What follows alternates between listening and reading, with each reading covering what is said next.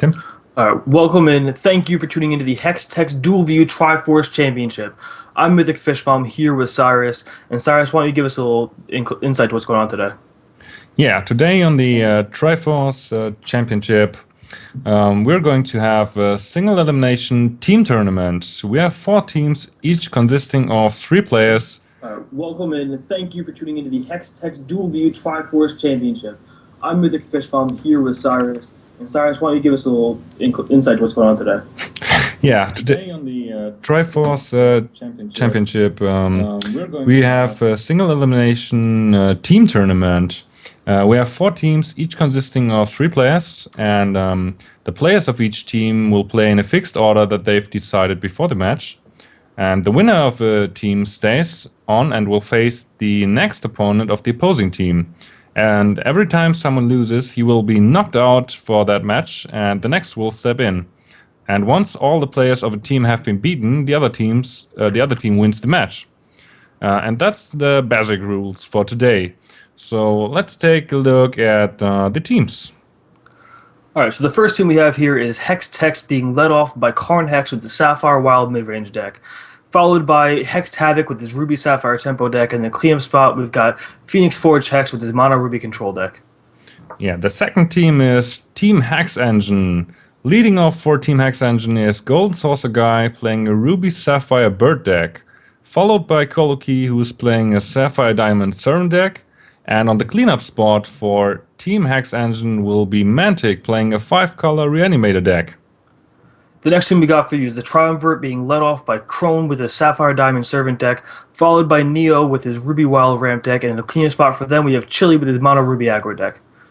Yeah, and last but not least, we have the team Mystics Heroes. This team is led off by Meet the Future, who's playing a Ruby Wild Ramp deck, followed by J-Crawl, who's playing a Sapphire Diamond Humans Inspire deck. And on the cleanup spot, we have G-Prime playing a Blood Ruby control deck. So, let's see the brackets of today. Alright, so the first match we have for you today is the Hex Text versus the Hex Engine, with Karn Hex leading off against Golden Saucer Guy.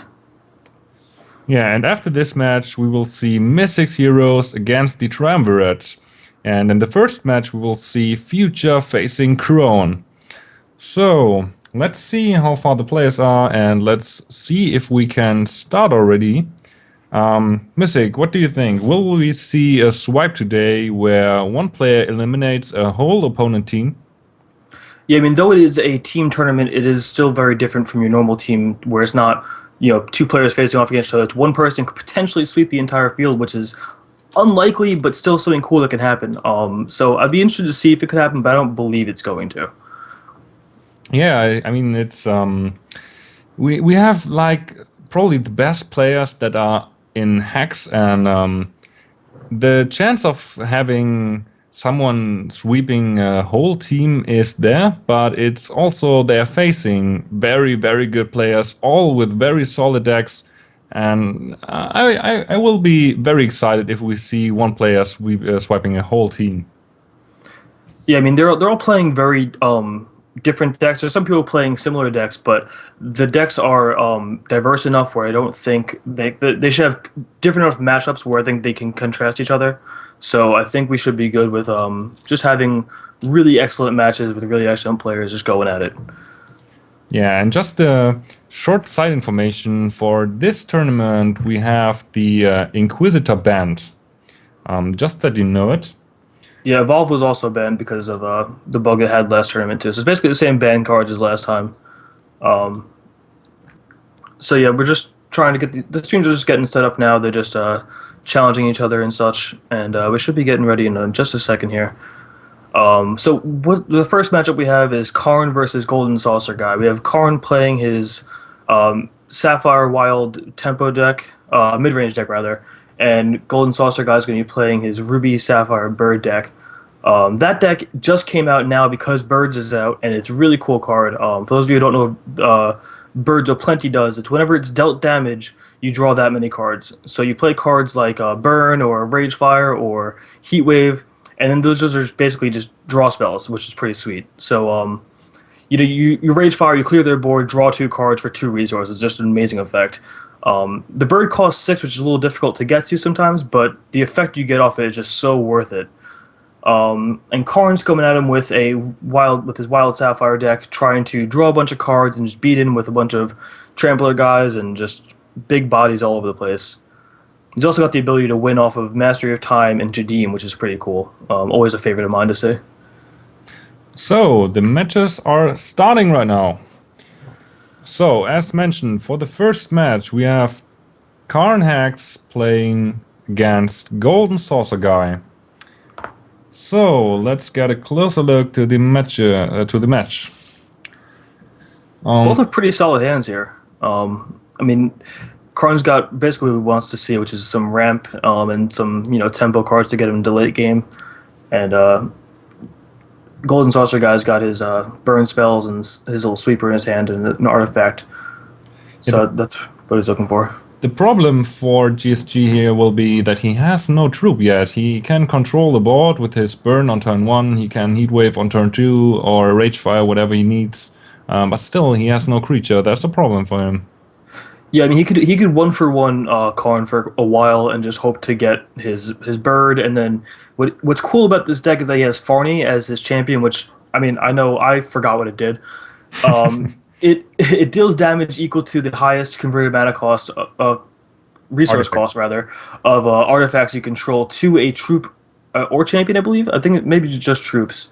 But what he can do with that is that he deals the damage to his bird, drawing a bunch of cards. So he plays cards like I don't know his exact list, but I think he's playing cards like he's playing Doppelganger. You see in his hand there, which makes his deal 3 and draw 3, which is amazing. I'm pretty sure he's playing Guardians, which would draw 8 cards. Actually, that wouldn't draw 8 cards; that would prevent the damage. But still, just playing big artifacts to then draw a bunch of cards off your Farney, which is pretty amazing. Yeah, and for Karn Hex here, he has as you said already, he has a very solid hand. Also, he's already able to play on this stuff with his Holding Brave. Like, he already has technically 5 mana, and he has all the threshold he needs, which is very important for his deck. Yeah, for sure. I mean, he's got 2 Mastery of Times, which is kind of unfortunate, but if he draws the Jadim, he could potentially just win straight out. He's got the burn for his Howling Brave, though, so that's going to slow him down a bit, which is definitely what the Gods wants to do over here. Golden Saucer Guy, sorry. I was reading his name. Yeah, I mean, I know that problem. And you just read the name, and yeah. But we know who's behind the Gods, and that's GSG. The man behind the mask. I mean, if Karn Hex manages to draw Jadim and a resource, he could do the... there's the Jadim. We just called it. And yeah, just a turn too late. He would have had the Brave. He would have been able to just turn 5 kill him potentially. But that would be a turn 5 kill. Now, he just misses 1 resource, and he could do the 2-turn kill playing the Jadim and Mastery of Time combo, which is devastating. This is awesome. Yeah, what's very good about Jadim is that it is 5 on the back end, so it's not very easily killed by the burn spells in Golden Saucer Guy's deck. He could potentially have an artifact that would deal 5, an artifact with Farney that can deal 5, but if he can't answer Jadim, he can then just Mastery Time and kill him 1 hit, which is always fun to watch. Yeah, so fun to watch there. Is, I would say, for GSG it would not be that funny, but for us it would be. I mean, this is like a very, very good combo. So let's see how this goes out. I mean, there's the second Ragefire, for example, on the hand of GSG, and the 2 Ragefires can potentially kill the Jadim in 1 turn. Yeah, that's good. He also has the Ruby Lance, so he needs to get a few more resources to be able to do that, though. He could Ruby Lance and Ragefire it to kill it, or Ruby Lance plus Heatwave to sweep a board or whatever. But he's got answers in hand. He just needs to hit some resources pretty soon here. So he looks like he's thinking about throwing a Ragefire at the head here, just to escalate it, I guess. Yeah, as we already said, the problem for GSG here is that he has to kill Jadim with damage. He has no murders or stuff, and with the damage, if the Jadim goes into play, it will be 5/5. That is possible to kill. But if Jadim gets +5 because of the Mastery of Time, then it will be kind of unkillable for him. Yeah, if Karn gets a turn with the Jadim in play, it's probably game over. I mean, we can see he has the answers in hand, but he has to still draw the resources to answer it. He still has time though. He's got another turn at least to hopefully. He's got 2 turns to drill the resources, so let's see if he can get there.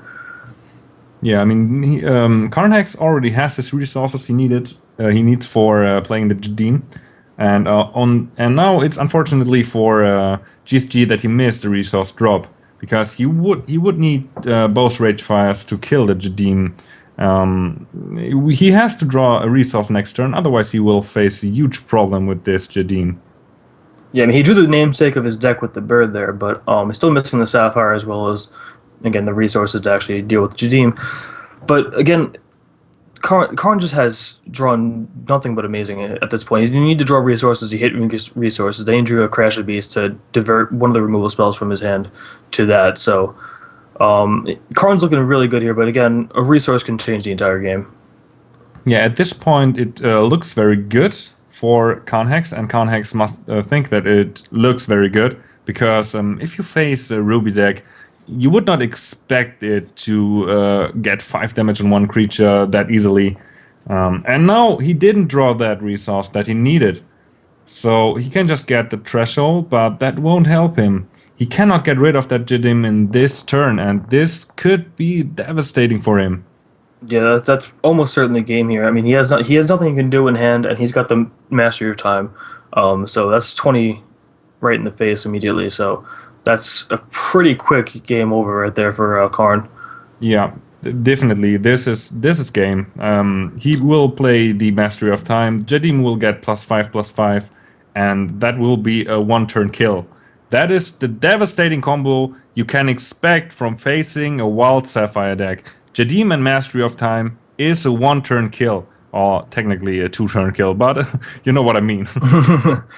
Yeah, I mean, it's unfortunate for Golden Saucer Guy that he just missed a resource, because if he had a resource, he's probably still very much in the game. I mean, Karn's hand was very reliant on the Jadim, so if he was able to answer it, he'd be able to come back very easily. He'd have a double escalated Rage Fire, which means if he Rage Fires his birds, he draws 6 cards. So that's pretty amazing, as well as having a Chime in hand. If he draws a Rage Fire, is probably just enough to kill him at some point, especially after drawing 12 cards if he has a Chime in play too. So he had a really good hand. He just needed to hit some resources and got kind of bad luck there. He had the perfect hand. I mean, it was unfortunate for GSG to not draw that resource. Otherwise, he would have killed that Jadim. But that's game. That's 1-0 for Hextech. So it could have been completely different, but against that hand, it was some kind of Meet the Future hand. You know, this guy is always lucky, like, I don't know what. He's just drawing, let's say, he always has the Ascendant on the field. He just says, okay, I could need a Jadim. Oh, there's a Jadim. I could need a Master. Oh, that is. Bam, GG. You know, that that was like a Meet the Future moment. So the next match we have here is now going to be Karnhex versus Coloki. So let's talk about these decks for a second. What is Coloki playing? Coloki's got his Sapphire Diamond Servant deck, which is a deck I have personally been playing for a while and love. It's got, people were saying when you first saw Servant that it's going to be inconsistent because it's a bunch of, 2 ofs, 3 ofs, and such to get the deck to have 20 unique cards. But actually, with Diamond, you have enough redundancies where you can still play a very solid Sapphire Diamond deck and have an excellent turn 1 drop with a 2/2 flyer. So the deck's proven to be much stronger than people originally gave it credit for. And I know, again, as I've been playing it, I just have grown to fall in love with the card. It's just so fun. Reminds me a lot of Delver, which I guess a lot of people aren't excited about, but for me, it's amazing. So he will probably run into problems facing the Coloki's deck here. I mean, the Sapphire Wild, he has Jadim as flyer. What else has he as flyers? I don't think there are too many flyers in his deck, right? For Karn, I think Jadim's is only flyer. I'm not sure. I don't have the list in front of me right now. I probably should. Let's see. I have the list over here. I can pull it up. I mean, he's Coloki's deck has many flyers, I guess. I think I saw many flyers on his deck, and that could be a problem for Karnhex if he has not the Meet the Future hand. Yeah, Coloki's deck is a lot of inexpensive troops that he can back up with stuff like Stone Skin and counter magic and stuff like that. So that way he can protect his troops that he plays and just kind of keep bashing in for, that little bit of damage every turn, similar to Delver. Not as powerful, but very similar to in the construction of the decks. And Karn has a lot of different angles he can attack with, his Crash of Beast and Mentalist stuff, but he's also got the one-hit kill with Jadim. So it could be interesting, but the bounce spells in Cloaky's deck should be able to prevent the one-turn kill if he can just draw them. So, the matches are starting right now. We can see that Cloaky has a kind of good hand. I mean, he already has the 2/2 flyer, the Servant, which is probably his, let's say, key card. And in my opinion, it's a very good hand. He has some control with the Buccaneer and the Time Ripple, and he also has that 2/2 flying Servant, which is doing him a good job. And on the other side, on Karnak's hand, we have just the Holding Brave as the ramp card, but he's missing the complete Sapphire Threshold, which is a huge problem in my opinion. Yeah, I mean, it's the problem that I think Cloaky's having with his hand is that he doesn't have double Sapphire, which he may be concerned about. Because he has the Servant, which you always want to keep, but the rest of the cards, he has a little too many resources. The key point you want with this deck is like 2 Sapphires, maybe a single Diamond, and you could probably sit back and be okay with that for the most part because your troops are so inexpensive. But that's part of the point was that he's just afraid of just getting flooded out here, which is potential. But I think you can't mulligan away a turn 1 Servant like ever. Yeah, this is just too good. I mean, he had all the resources to play. He's probably missing 1 Sapphire Threshold, but at least he can play his whole hand with the resources he has in hand. That's very good. And the mulligan from Karnhex is also pretty good. He has a Wild Shot. He has a Holding Brave. He already has 1 Sapphire Threshold. He could probably need another one, but still, he can play both Crash of Beasts. And if you have 2 Crash of Beasts in a mulligan, and you can probably play it... considering that you have the Holding Brave, then it's a very good hand. I mean, 3 Rhinos, all with 3/3 and Crushed, is very good. Yeah, also the Dreamer has the Rhino gem in it too, so he could potentially even have that turn 3 if he draws another Sapphire here. So he could do Crash of Beast turn 2, Dreamer turn 3, and have just a ton of Rhinos coming at his face. So this could be a problem, especially since Cloaky just drew another Diamond source. He would have liked to have drawn some sort of action spell, maybe another Sapphire, then followed by a counter magic. But this hand by Karn is just very fast. Yeah, he was lucky with this mulligan. I said, if you have on your starting hand a Crash of Beasts, then it's good. If you have 2 Crash of Beasts, it's even better. And now he draw that Sapphire he needed. Yeah, you'll never complain about having 2 Crash of Beasts in hand. I mean, no. Maybe you will, but I don't know why you would. Yeah, I mean, Crash of Beasts is just, if you have them on the beginning, they will escalate, they will shuffle back into your deck, and he probably have higher chances to draw a 3rd Crash of Beasts again very early in the game, and that's very, very good. And now we saw he had that 2nd Sapphire, so he will be able to play that Dreamer and get Rhinos by attacking with the Dreamer. But the problem for him is that his cards will be bounced back a lot. Yeah, I mean, he could play the Dreamer out next turn, but he may even want to just get another escalation on the Crash of Beast and just bash with that. I mean, it could go either way. I mean, I could see the argument for either one. He may just want to use all of his resources, though, instead of just having one open for no reason. But the Benjamin there for Cloaky could be pretty sweet for him, because it's technically drawing cards. He has a lot of... oh, wow. It's another Crash of Beast for Karn. That's pretty... Oh my god, this is going to be huge. So now you have to consider... Now he's just going to slam Crash of Beast here. Like, no other thing is going to happen. I mean, he can probably play the Dreamer, which is also giving him more Beasts, but why should you do this? I mean, you can play Crash of Beast, it goes back to your deck. You can probably take another one, so why not? The only problem for him is he cannot block the flyers, and Benjamin will get him a lot of troops. Yeah, I mean, he's winning the race, though, so it's not like it's a big deal, especially because Cloaky's draws have been suboptimal at this point, and it is single elimination, so it's not like he gets a real chance to get more plays after this one. But drawing that Thunderbird is kind of a slap in the face, because he wanted that 2nd Sapphire to begin with, and now he's getting Thunderbird. Yeah, he just got another dead card, which is, of course, not good. Yeah, especially with this start from Karn, like it's just such a fast start.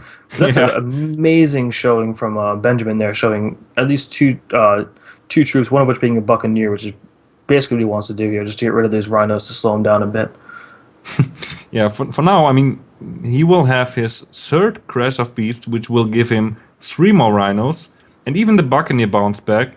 It just doesn't hurt him a lot. I mean, he will have some more beasts, and he will get 3 damage in, of course, but that's not so bad for him at this point. Yeah, I mean, and the way Karn's been going, I wouldn't be surprised if he drew another Crash of Beast there. He didn't though, so that's good for that's good for Colokia. He didn't draw that 4th Crash of Beast because that would be pretty bad. But yeah, he's gonna. I mean, Buccaneer is one of those cards you really want to play against Crash of Beast decks because making it a 4-drop 3/3 is kind of just meh. But when you're facing down 3 Crash of Beasts in a game, it's kind of like you don't. All the Buccaneers in the world don't really help you at that point. Yeah, I mean, he cannot bounce that much back. He still has some bounce backs, but he's still missing his 2nd Sapphire to probably play his Thunderbird, and flying is the only way he can go to get his health, and that's his problem at this point. Yeah, I mean, Karn gets another resource, he's going to gain 5 life back, so basically he undoes a lot of the work that Coloki's been doing over there too, so it's just really, really good draws by Karn and some suboptimal draws for Colokia here. So, I mean, Karn's looking like Meet the Future over here, so we'll see him later. Maybe we can see that matchup tomorrow and just see the 2 best top decks in the world, apparently. Yeah, if Karnex, with this luck, is going to face Meet the Future, as said, I feel like Meet the Future has always an Ascendant on the board, and also Karnex is like, oh, I want another Crash of Beasts. Oh, there it is. So this would be pretty funny to see. So right now we have 3 beasts on the board, which all can get through. He could double block 1, but that's not that devastating for Karnex at this point, and he can get that Eldritch Dreamer to game, which is creating more rhinos. So yeah, he's double blocking 1 rhino to get at least rid of 1, and he will be able to block another one. He's preventing some damage there, but yeah, I mean, this is not looking very good for Coloki at this point. Karnex is just super lucky again. Yeah, I mean, he's definitely played it well. It's not like he's just been lucky to get through this point. But triple Crash of Beast, again, is difficult for anyone to deal with. Like his draws there have been pretty good with the double Buccaneers and the Time Ripple to slow down Crash of Beast. If he only had 2 Crash of Beast, he'd probably be fine. But having 3 of them like in consecutive turns there is just kind of too much. Yeah, of course. And then after the 3 Crash of Beasts, Karnex just throw Eldritch Dreamer with the Rhino Gam at his face, and I think Coloki will have bad nightmares about rhinos at this night. It's gonna be yelling Jumanji for the next week. Yeah, I mean, what would you do? What will you do against 3 Crash of Beasts and Dreamer there that is also creating more beasts? I mean, that Sure Shot's a nice draw for him there. It's a nice blocker, and it can prevent the 3 damage every turn. So it can potentially get him back in the game. He's still taking the 3 unblockable every turn, so that's still... That were very good draws for him, I agree. Quite the trouble. Also, he's using the card draw gam in the Defender, if I saw that right. Yeah, he is. But the problem for him again is he's still missing a Sapphire, so if he can manage to get through with his Defender, then he won't draw cards because he's missing 1 Threshold, which is too bad. But he has still 10 HP, he will take 3 for sure now. He can still block 1. I think he will double block another Rhino and block 1 Rhino with the Turtle. So that would still kill 2 of his rhinos, and then the threat is from the board. I mean, he will get another rhino from the Dreamer, but that's the problem. Yeah, yeah. I mean, losing his Sure Shot there kind of is unfortunate for him, but he didn't really have much of a choice. He wants to try to be able to get through with his Protectorate Defender there, so that's why he didn't block with that guy. But it may have been. I mean, he got to sweep away most of the rhinos, but he still has 3 rhinos in hand even. So it's not like. It's so much advantage from having 3 Crash of Beasts just right out the gate. Pretty hard to deal with. He still can play the other beasts in his hand.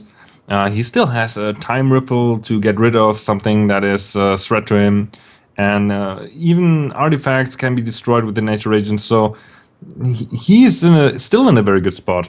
But the card draw from Coloki was still very good. It saved him a lot of life there.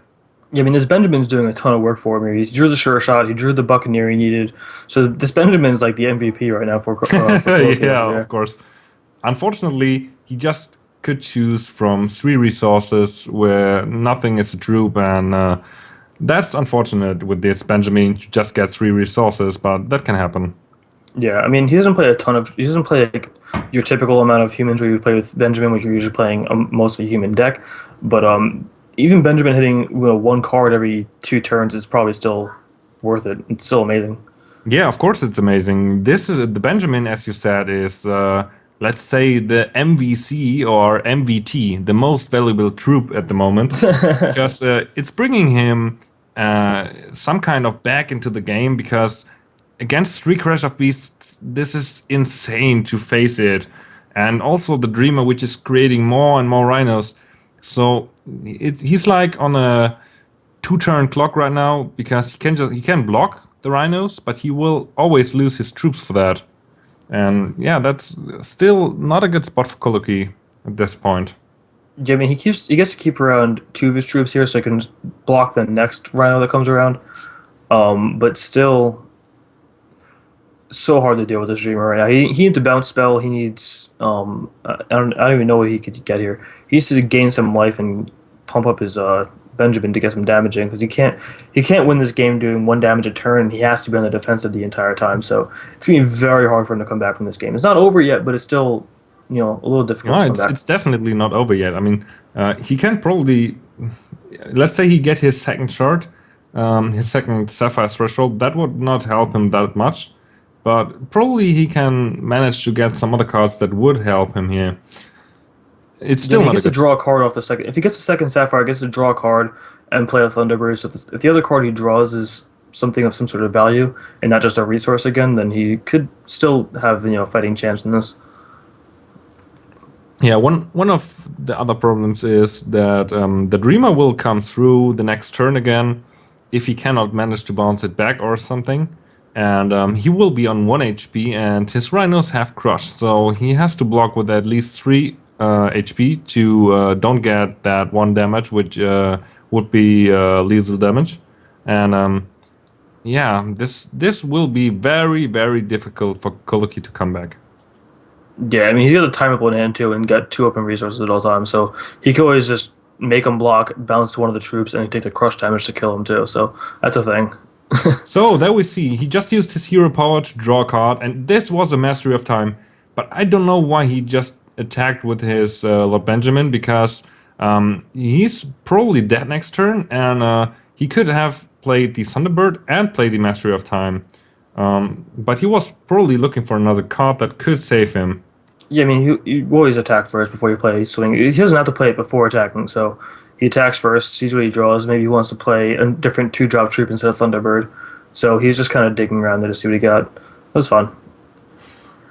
Yeah, I mean, he could have done both. It's not very. He just, if the Thunderbird would have attacked one time, it would not change the game. But yeah, this is very difficult for him. He's in a very bad spot, and you have to see what you can do to come back from that situation. Yeah, I mean, again, he has to. We know Karn has the time ripple in hand, so that's probably game regardless here. He does get a Buccaneer, which is probably the best thing he could have seen off that. But I don't know if it's still not enough, because he's going to bounce a Rhino, take 3, and whatever. Unless he quad blocks a Rhino, which I don't think he will do. Yeah, I guess. Okay, I forgot about the Dreamer. That makes sense. Not me. What's unfortunate is with his Benjamin, he just saw that he will draw a Menacing Grog at some point, and he couldn't choose it because it's not a human, and that Menacing Grog would have probably changed the game in a complete different way, because Menacing Grog is very good counter to all that troop stuff. It will just tap all the creatures for 2 turns, and he would have been safe for some time at least.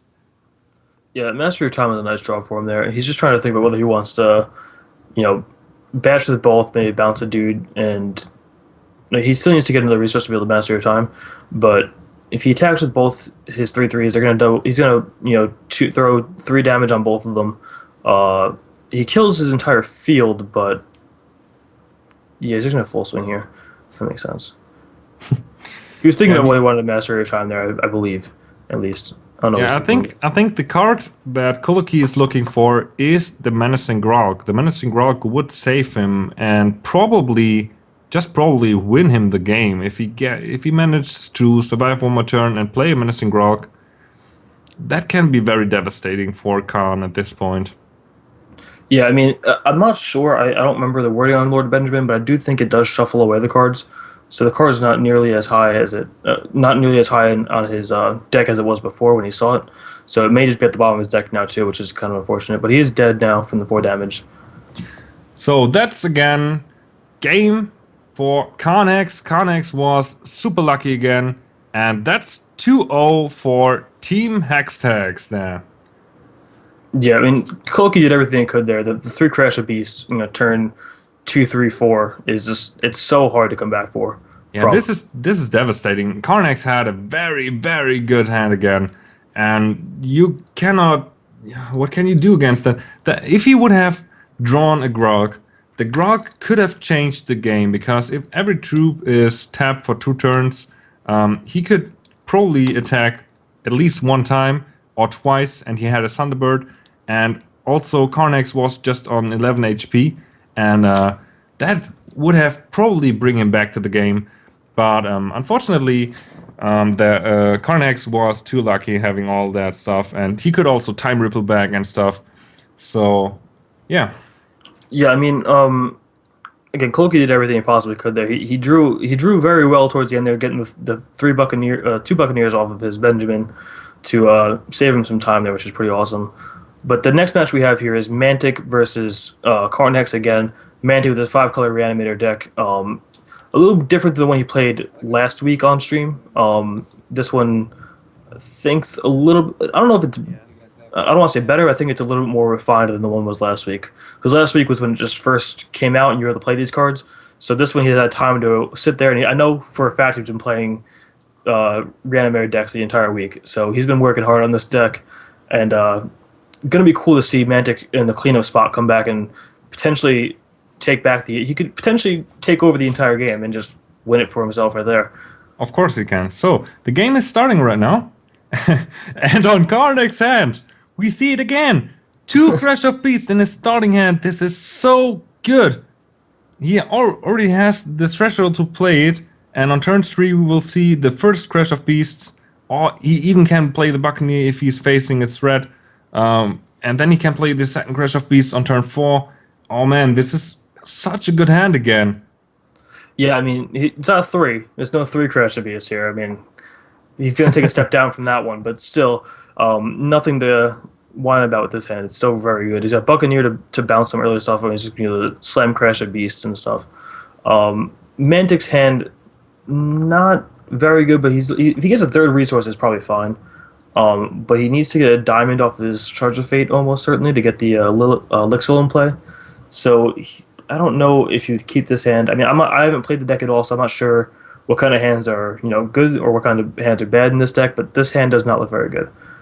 I mean, he's if he gets another resource, he would have a Corpse Fly if he chooses Blood again.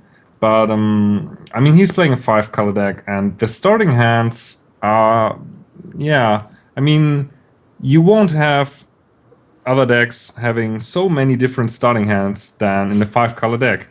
And here he could probably play a Corpse Fly on turn 3. Lixil could be played, but he's still missing the threshold for Lixil's effect. So I would also say this is not the best starting hand, especially against the hand we already see from Carnex here. Yeah, I mean, us having the omnipotent view over here, we know that Karn's hand is just amazing, and Mantic's hand's subpar. But Mantic is mostly a blood deck with Sapphire and it's mostly a Blood Sapphire deck with some Diamond for Lixil to fix the thresholds to be able to reanimate things with Midnight Shepherd. So that's the one problem I had with it, is that you have to really think about what threshold you want to get here, which you can see he's doing by trying to figure out what's the best thing to grab. You can just guess. You can just guess what you will draw, but you won't know for sure. And one wrong choose can decide a whole game here.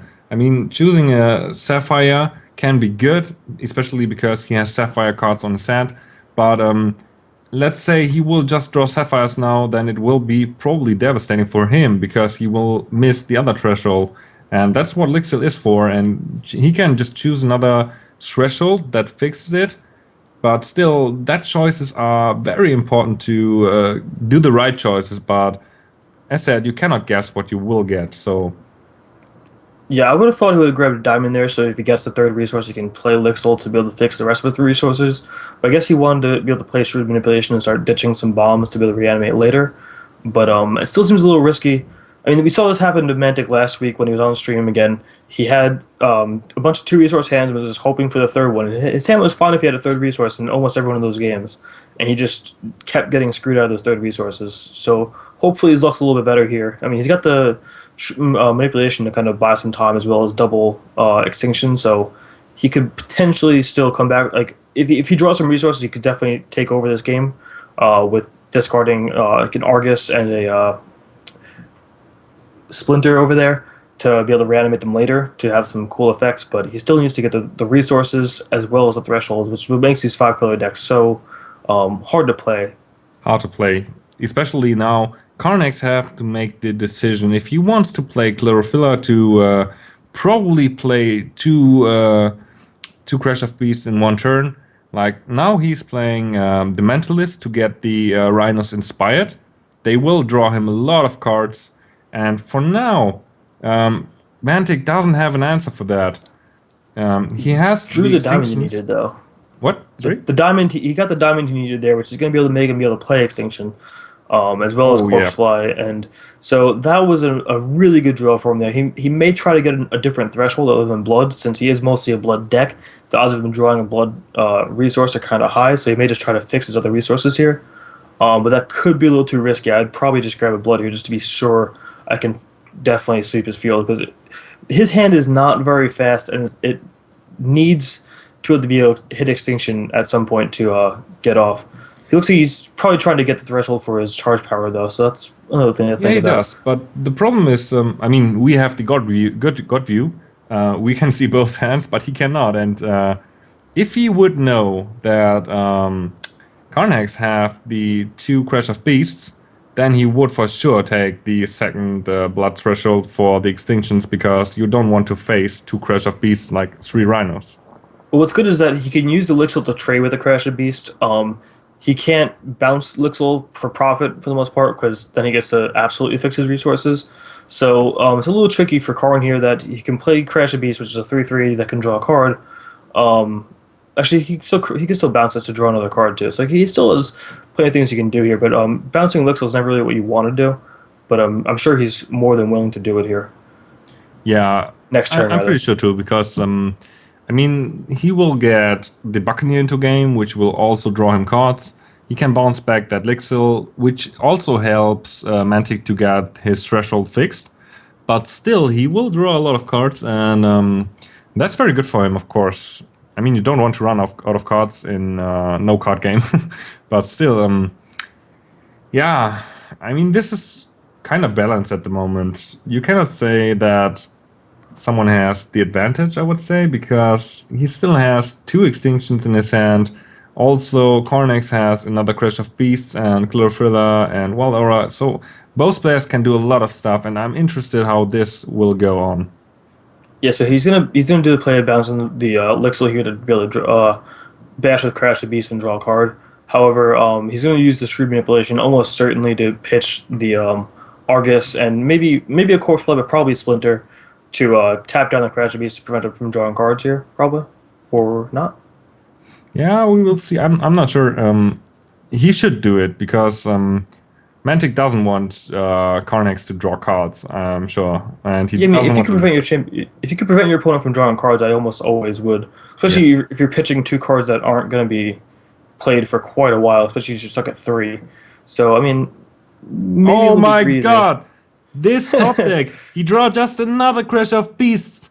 This Carnhex. Oh my Yeah. god. So he's changing his name from Carnhex to Carn of Beasts, because Carn of Beasts, yeah. he's the master of drawing Crash of Beasts, apparently. Oh my god, this Carnhex. Oh boy. So I can't believe this. How can someone be that lucky? I want that luck. I want to marry that guy. So now, even if he does build a drop in Extinction, he has to then drop another Extinction immediately afterwards to clear away the 3 Crash of Beasts. But if he does get the resources for it, Extinction's going to be pretty good for him still. But again, triple Crash of Beast, and I mean, obviously he's going to draw another one here. I mean, almost certainly, right? He's been doing it all day, so Yeah. he's going to draw another what Crash of another Beast, Crash Beast? like That is. naturally. Oh my god. And still, I mean, the Mantic has the 2 extinctions, of course. If he is going to play another Crash of Beasts, then I'm pretty sure that Mantic will play the extinction, and then Carnax will just laugh about it and play another Mentalist, play another Crash of Beasts. We will see another extinction. But if Carnax manages to get his 4th Crash of Beasts, Carn of Beasts, then he will have 4 more Rhinos, and that's the answer to extinction. Yeah, I mean, he could go here and Chlorophyll to get to 8 resources and then play another Crash of Beasts like a pro. And then if he can't Extinction here, he's just dead. Which, I mean, he's probably just dead anyway. But he may just hold back all of them in case he has in case he has Extinction. Maybe just throw another Mentalist out, but looks like he doesn't go for the Crash of Beasts. It makes sense. I mean, no reason not to just kill your opponent if you have him dead. Yeah, this is, I mean, I still cannot believe it, how lucky Karn is. Having both Crash of Beasts in hand, drawing another one, and that's insane. Let's be honest, that's insane. Oh, well, he drew the resources he needed for the Extinction, so that is very good for him because he could slam down Extinction here. If Karn follows up with Crash of Beast and like Mentalist, he then gets to Extinction again, which is very, very good for Mantic, but still, he's on the back foot, no doubt. Yeah, I just read the chat of Hextax TV, and J. Kroll just said, page 826, players can now digitally flip tables.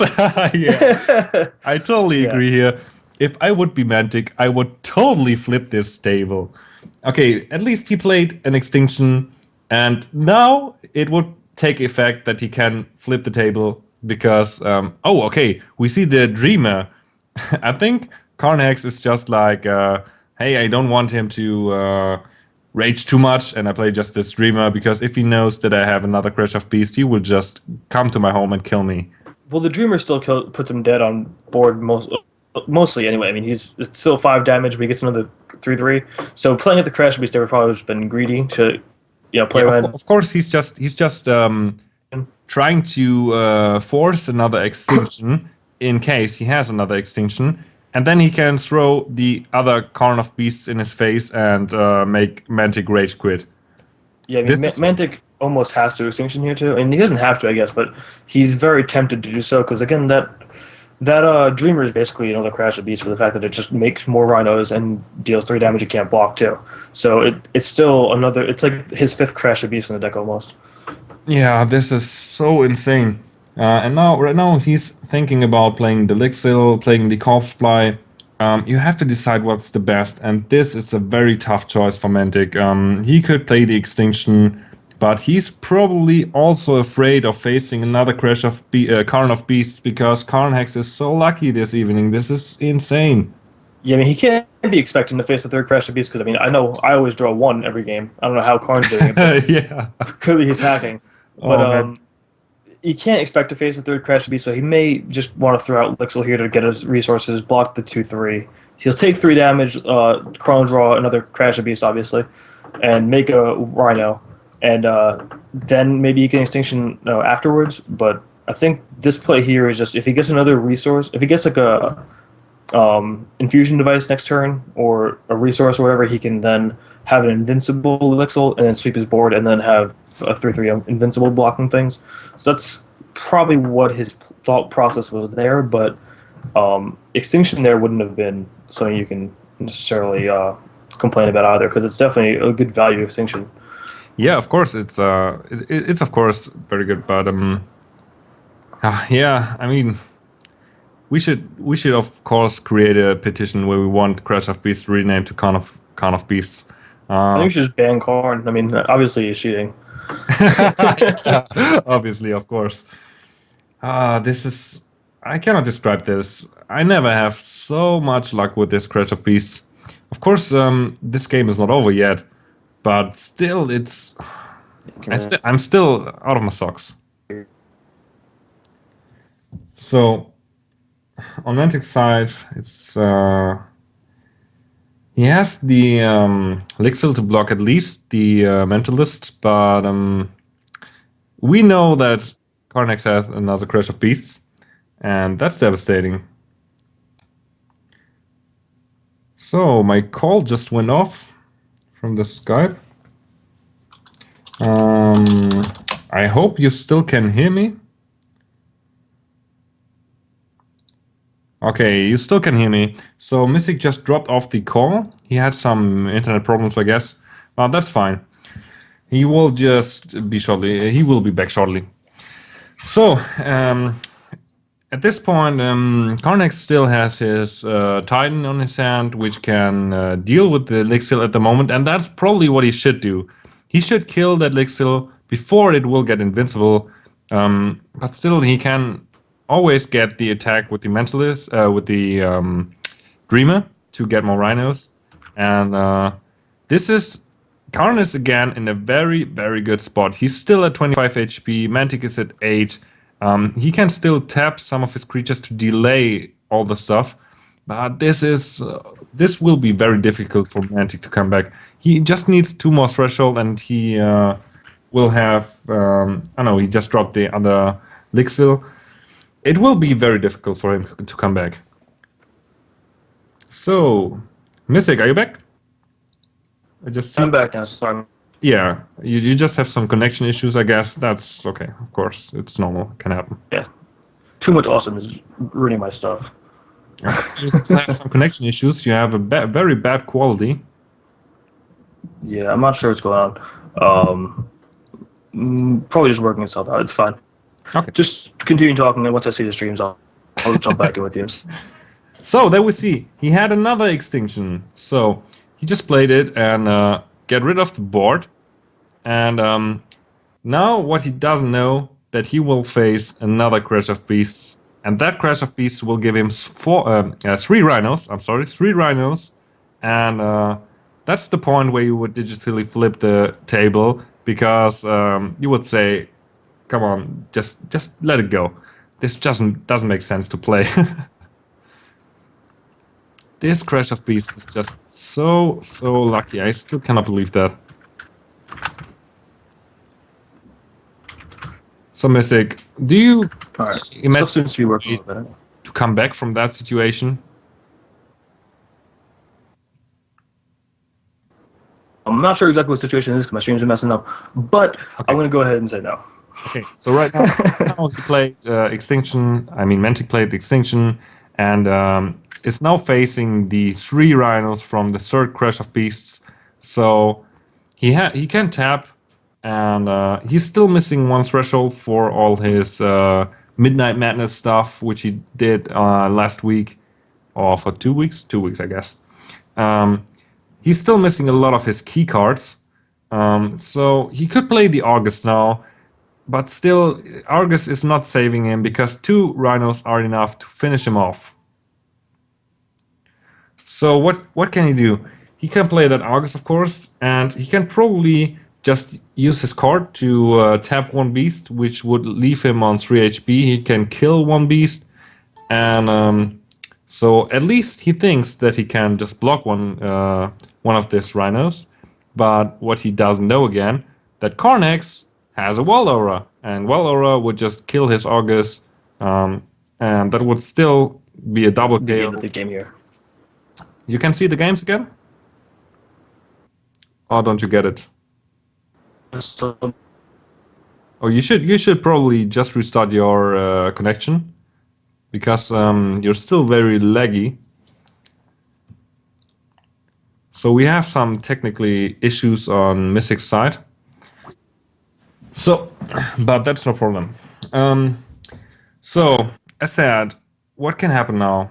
He won't be able to use that August because it's probably dead next turn. As said, he doesn't know that Cornex has the Wild Aura to buff up one of his Rhinos to get rid of that Argus, and that he cannot use this Argus is probably devastating for him. Yeah, he can block one Rhino, of course. He can tap 2 Rhinos, of course.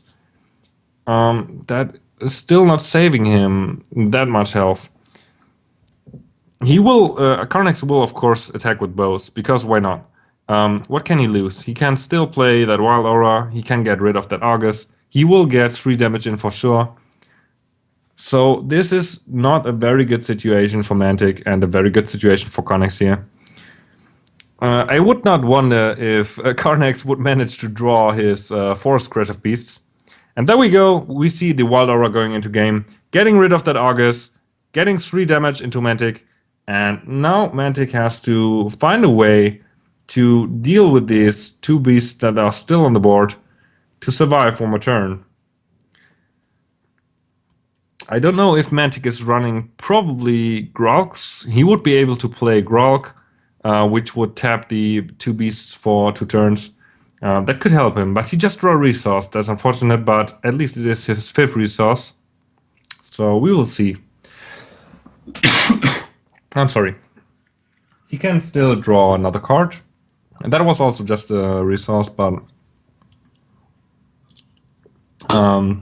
he will be able to block 1 Rhino, and he can drop that resource to tap the other Rhino, which would leave 1 Rhino on the board, keeping Mantic at 3 health and still let him survive. He can still block the other Rhino, and yeah, so we have an open field again.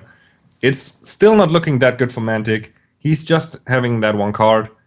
But still, he just changed the situation of the game. He can still make it out of that. Even if it's not looking that good, he can still make that comeback there. Alright, I should be back up now, guys. Sorry about that. Yes, your connection seems to be good.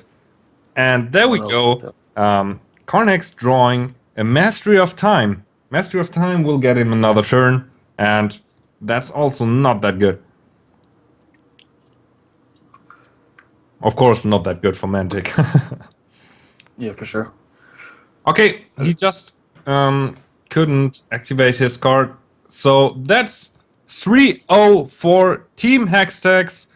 Carnex doing a swipe of the full team. So yeah, so right. We talked about that, and it actually happened. Carnex managed to get rid of the whole opponent team.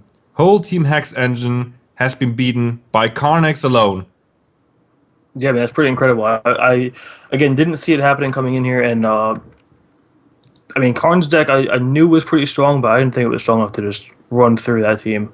But his draws were kind of incredible too, so it's goes both ways there. Oh man, so I didn't expect, I really didn't expect a full swipe, and Carnex have been very, very lucky to. I mean, let's go through the games. On the first game, Carnex managed to do a 1-turn kill, playing the Jadee Mastery of Time combo.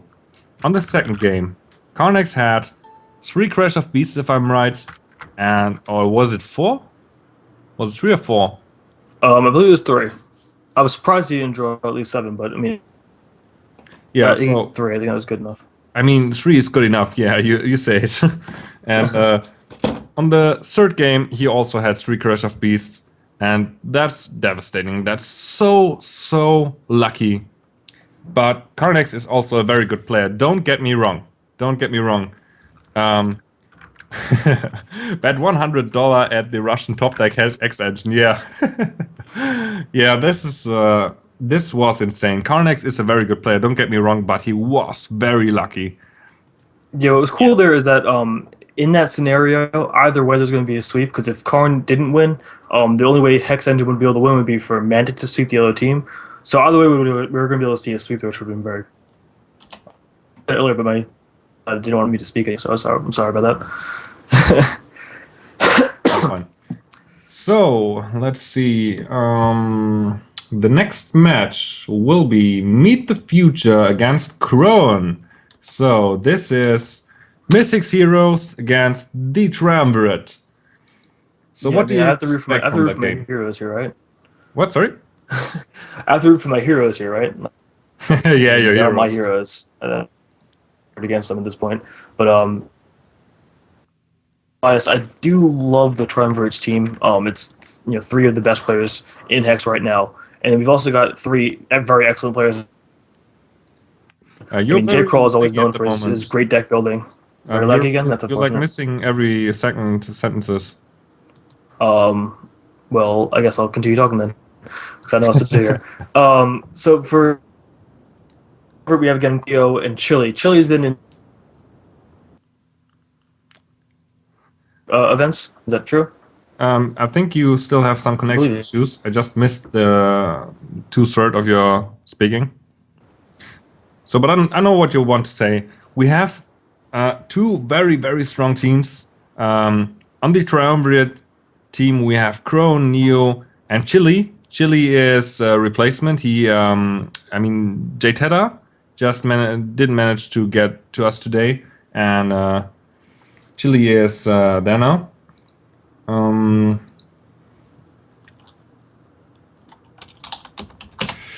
Sorry, we have some technical issues at the moment, as I said already. We will do a short conversation talking to GSG and Carnax. I will just shortly get him into the call. Give me a second. So, Mystic, you're back. I hear you're typing.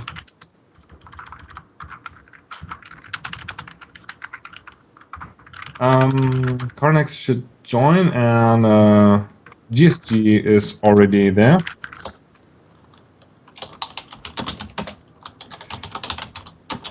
Yeah, guys. I can't help but apologize here because your connection seems. I have no idea what's causing it. Yeah, we'll just do a short after game talk. I have no idea what's going on right now. GSG. Hi. Hello. Hey. Hello, Mr. Lucky Boy. Yeah, that was something right there. I don't know. So, hey, so how's it going? GSG. Hey, what's up? Welcome. So that was some games. Yeah. Let's first go to you guys. GSG, you were the team leader of Team Hex Engine, and Carnax just swiped your whole team, which was devastating, of course. But absolutely. What? Yeah.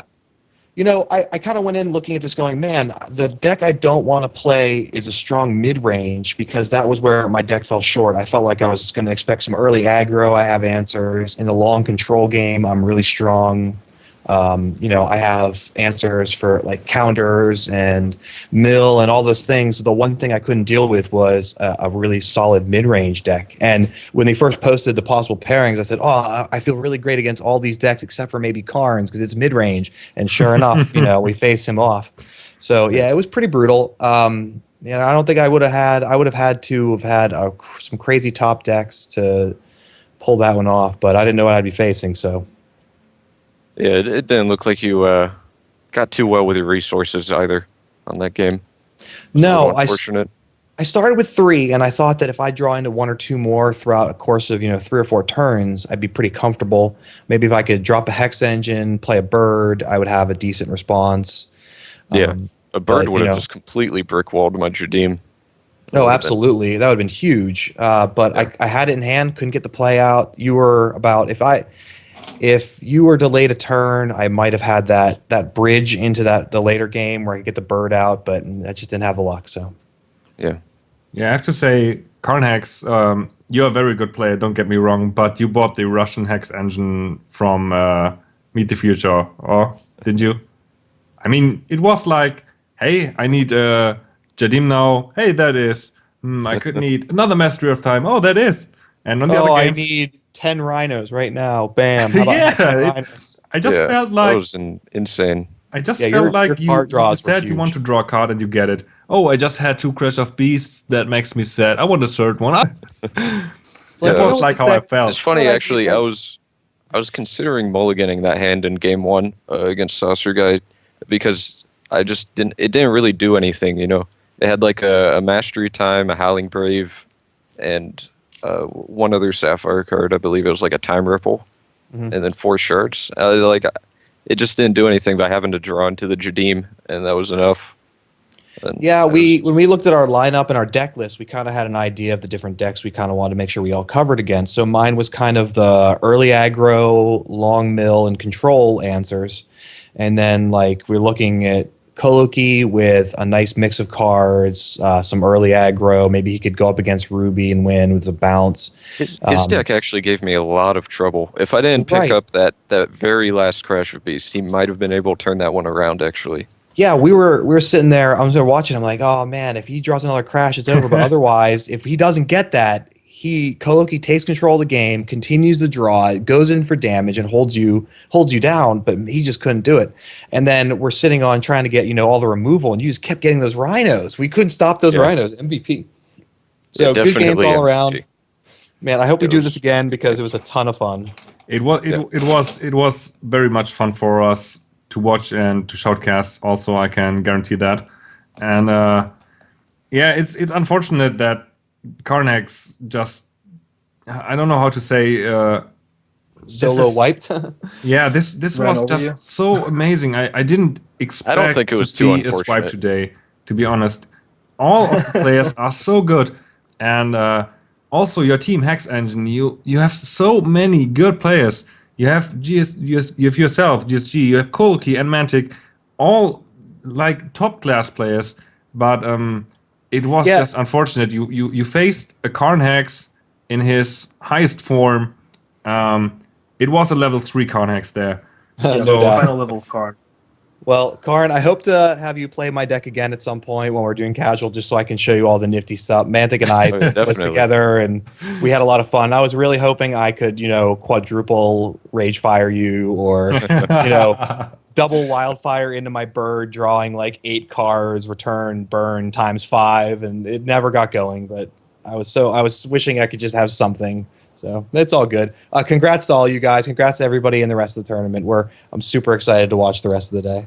Yeah, I'm thank, really, thank you really very looking much forward to it. for participating in this tournament, GSG, and your whole team, of course. As said, it was unfortunate, but it still was a lot of fun to watch and to see all the different decks. You had very good decks, but it was just unfortunate. I cannot say it much different. It was very good, and I thank you very much for being here. And if we do something like this again, you will be for sure and get re-invited. Yeah, I mean, with So- the tournament we've had today alone and the support and stuff, I'm sure we're going to do this again because it's been amazing. It's been Right. do it. I mean, connection issues aside, it's been fun to cast and all that stuff. No doubt. It was really interesting too because I was looking at some of Karin's stuff and I thought, if I can just keep my damage on a little bit on the high side, hold back, maybe leave it so I have a wildfire, respond and do a second burn in, I can keep things underhand. But there's no way to keep that regular steady pace of creatures. And Jadim, if I top deck another resource, I double Rage Fire, I pull the Jadim down, I have a chance to move into turns 5 and 6. I pull a Hex Engine, I immediately drop Chimes. I'm in a pretty safe, comfortable zone.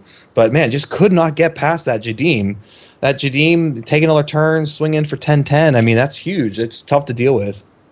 To be honest, it could have been changed if you would have managed to draw your Force Ruby, or let's say your Force Resource. You could just double Rage Fire that Jadim, and it would have it could have been gone completely different.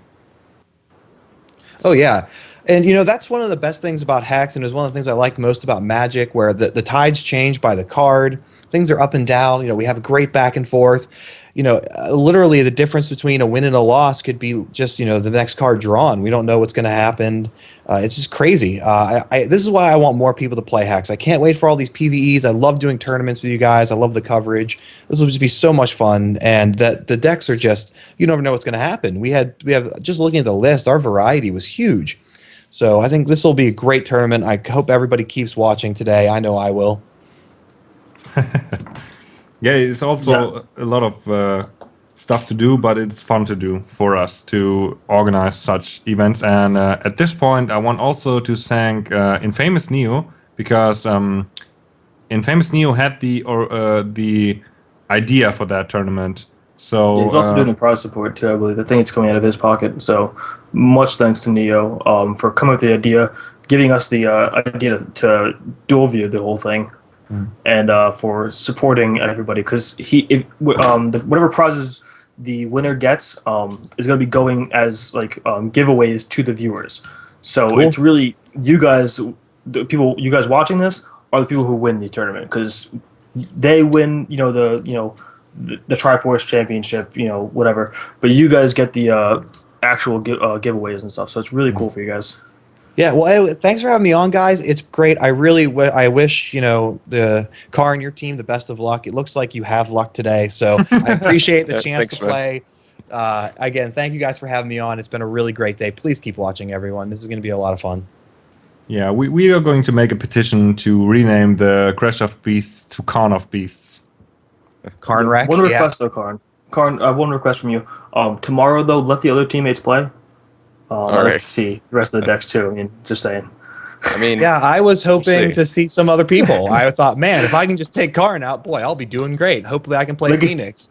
If you draw 3 Crash Beasts tomorrow, just play 2 and be okay with it. Just punt a little bit, let it go.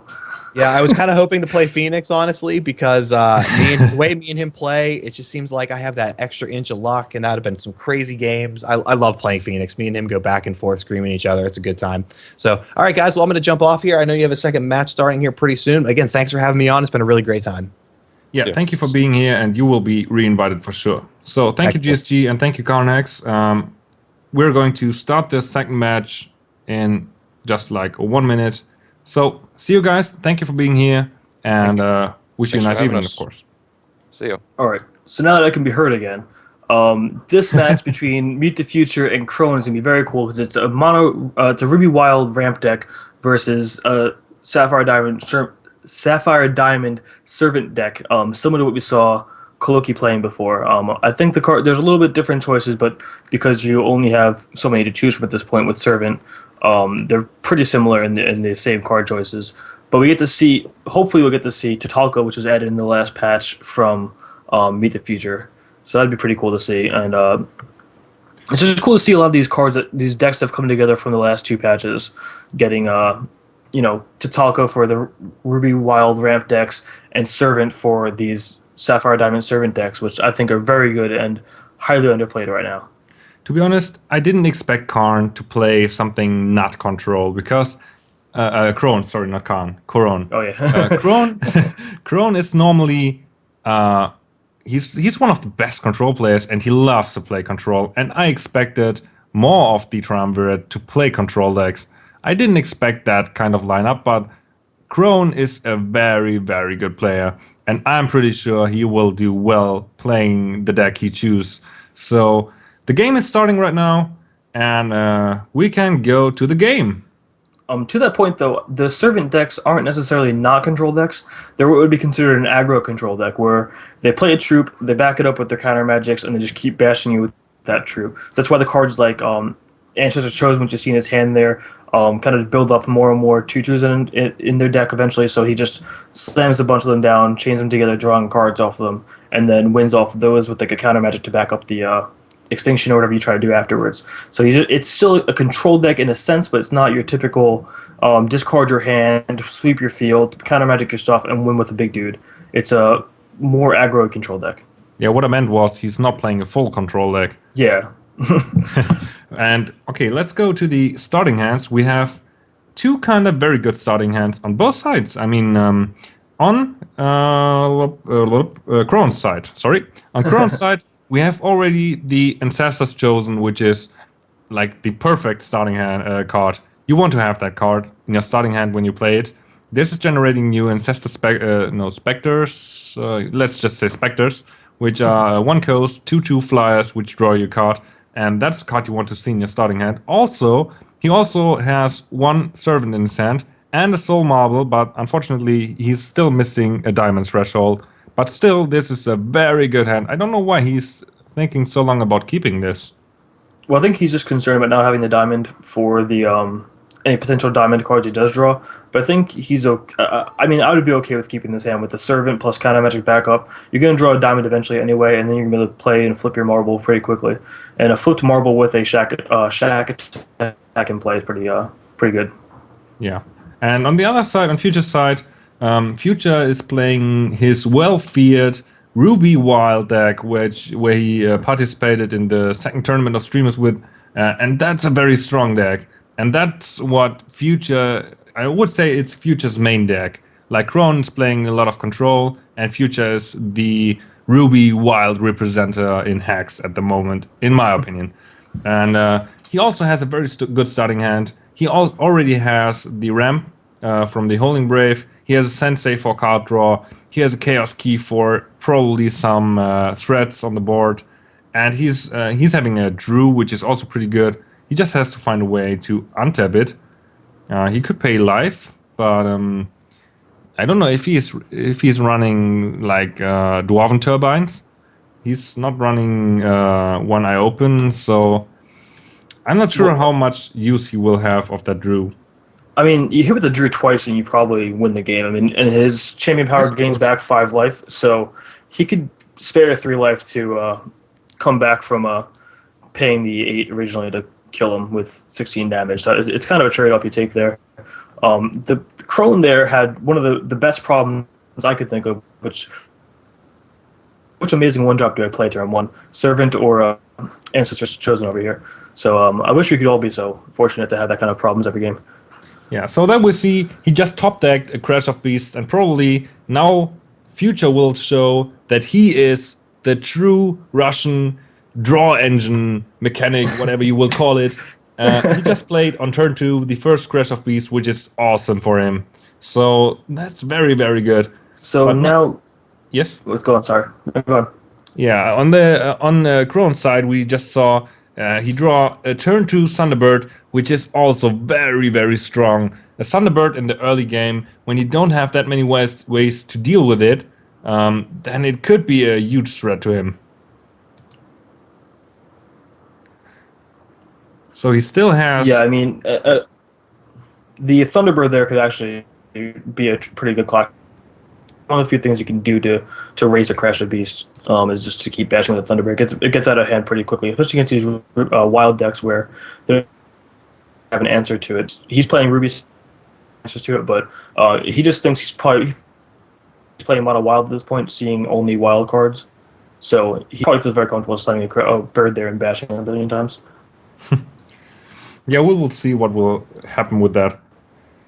So for now, Future displayed the Hydra, which is a good blocker for him, and it will get stronger and stronger, and it cannot really be blocked when it's not killed in one turn, because it will get so strong. This can get out of control very quick.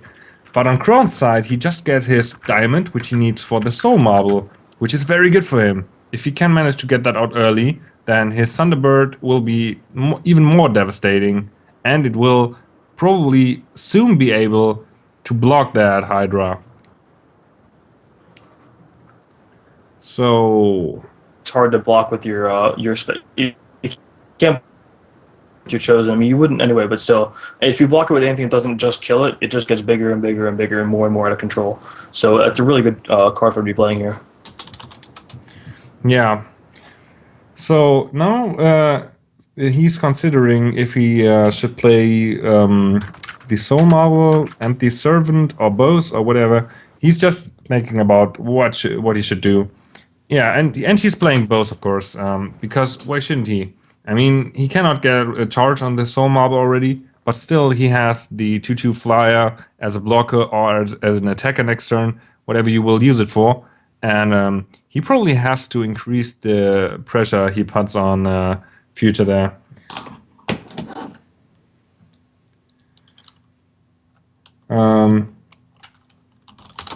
Give me a second, we have still technical issues.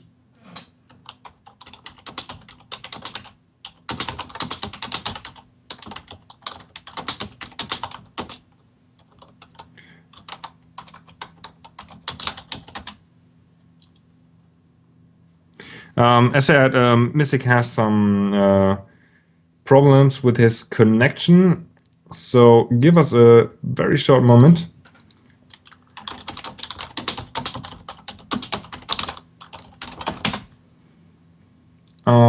One moment. Unfortunately, this can happen, that he has this connection issues. So we're trying to get away here.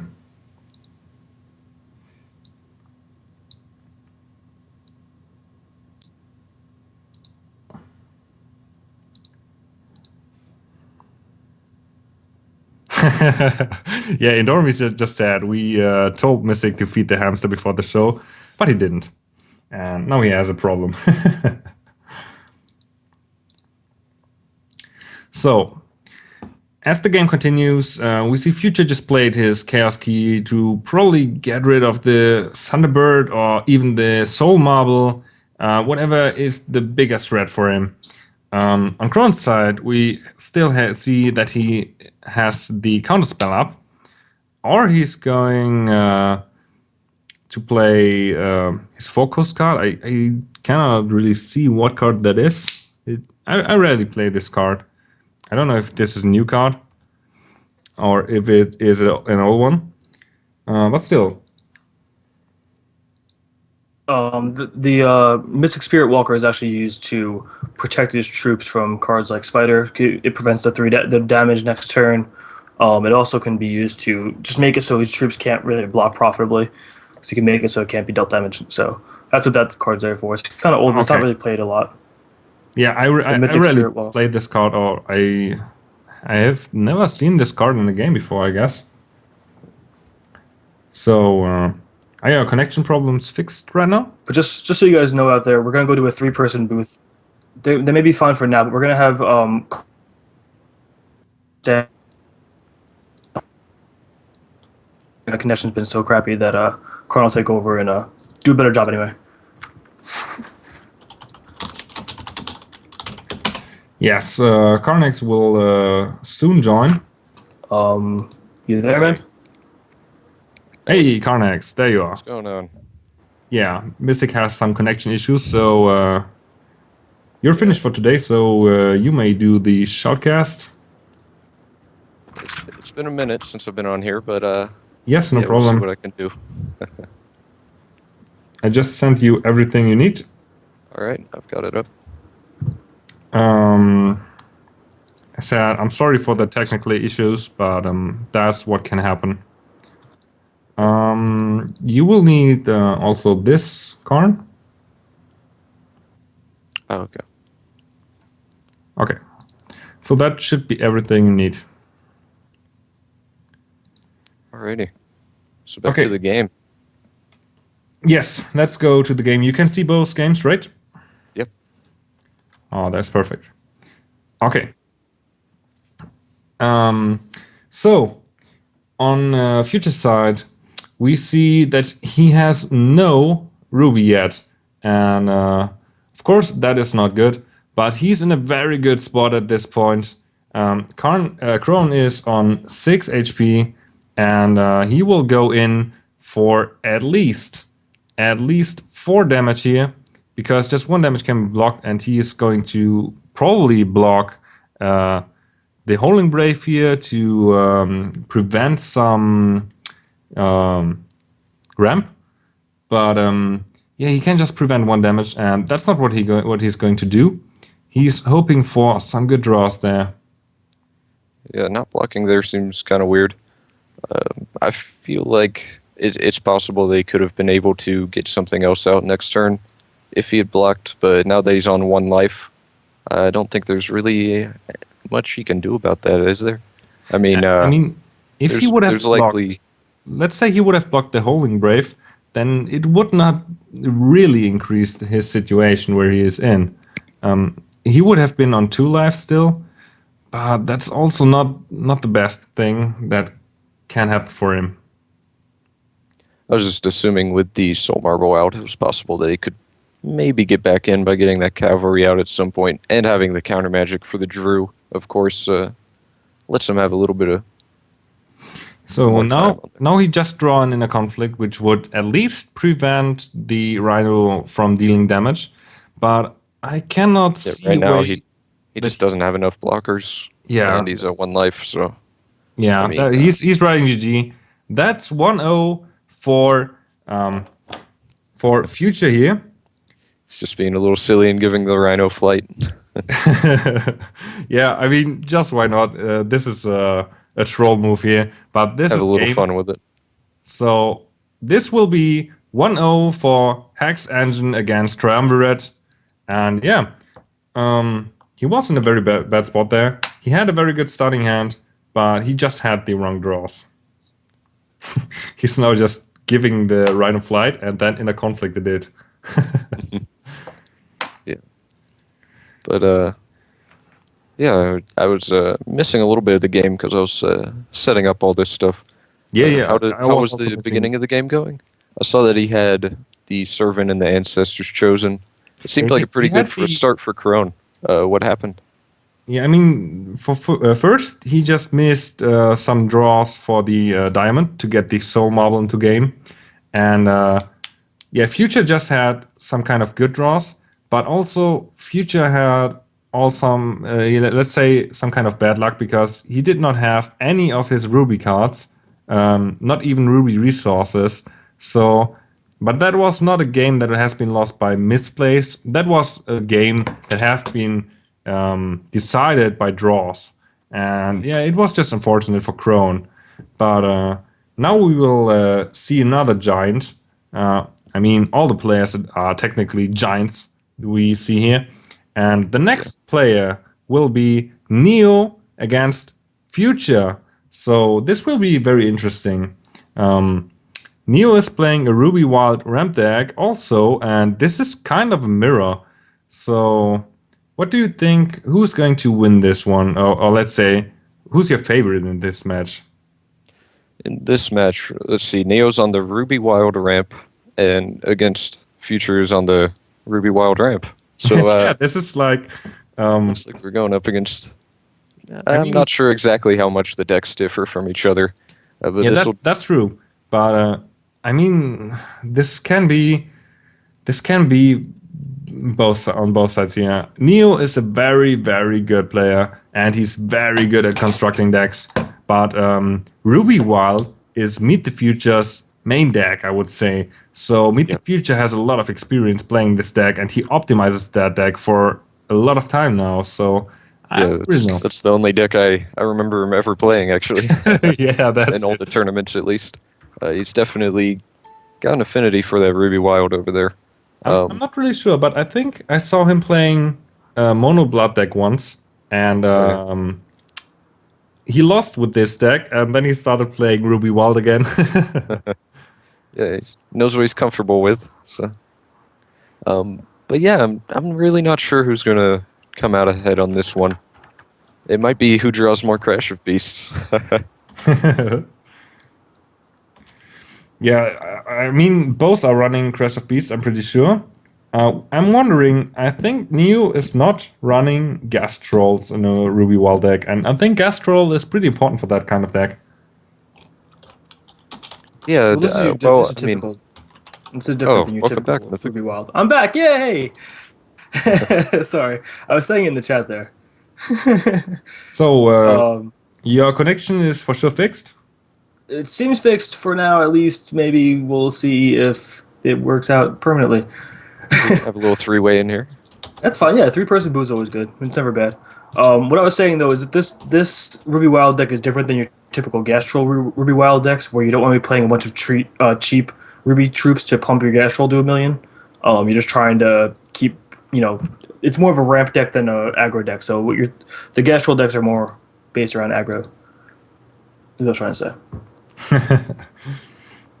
Yeah, okay. So let's go to the next game. Future against Infamous Neo. And I'm very interested what Neo brew up here. Because Neo, as said, I don't know, but for me personal, Neo is like the best deck builder that I know. I know him for a long time now, but I don't want to make Future bad here because Future is also very, very good, and I know this. This will be a very, very interesting match. And on Neo's side, we have a kind of good starting hand. He has already some ramp. He has the new card, this Tactican Orc Gladiator, which can battle another troop and transform into another troop. This is very good, and he also has a Zoltok right now, but he's still missing the threshold. Yeah, what I was going to say is that opening hand was really good. He has the double Hydra and the Chlorophylla, and enough resources to cast the Chlorophylla, but the one thing he is missing is that second Ruby. And that's actually pretty key because the two Orcs in his hand, the Zoltag and the Tatalka, both need that double Ruby in order to actually get out there. Yeah, and on Future's side, Future this time has a lot of Ruby, and he has that Ruby Aura, and I think that Ruby Aura will have it will be very good for him in this game. I'm pretty sure about that. Yeah, as long as he gets something pretty sizable to put it on, which it looks like he will with that Hydra in his hand there. It'll be definitely great. Swift Strike is just amazing, Ruby especially in the mirror. That's for sure. It's funny, this matchup right here, the decks don't actually have a lot of ways to deal with things that like have a pretty high toughness, like this 4 toughness rather. They just kind of like sit there and look at each other most of the game, unless you have something that's a mirror breaker like that Ruby Aura that Future actually just played right there. That was a and massive... there we go in a very, very good spot for Future. He just used his Hydra to tag. He just had that Ruby Aura, and it was not that good for Neo to block that. This can be very, very devastating. This Hydra with Swift Strike and 5 attack is very, very strong at the moment and controlling the board.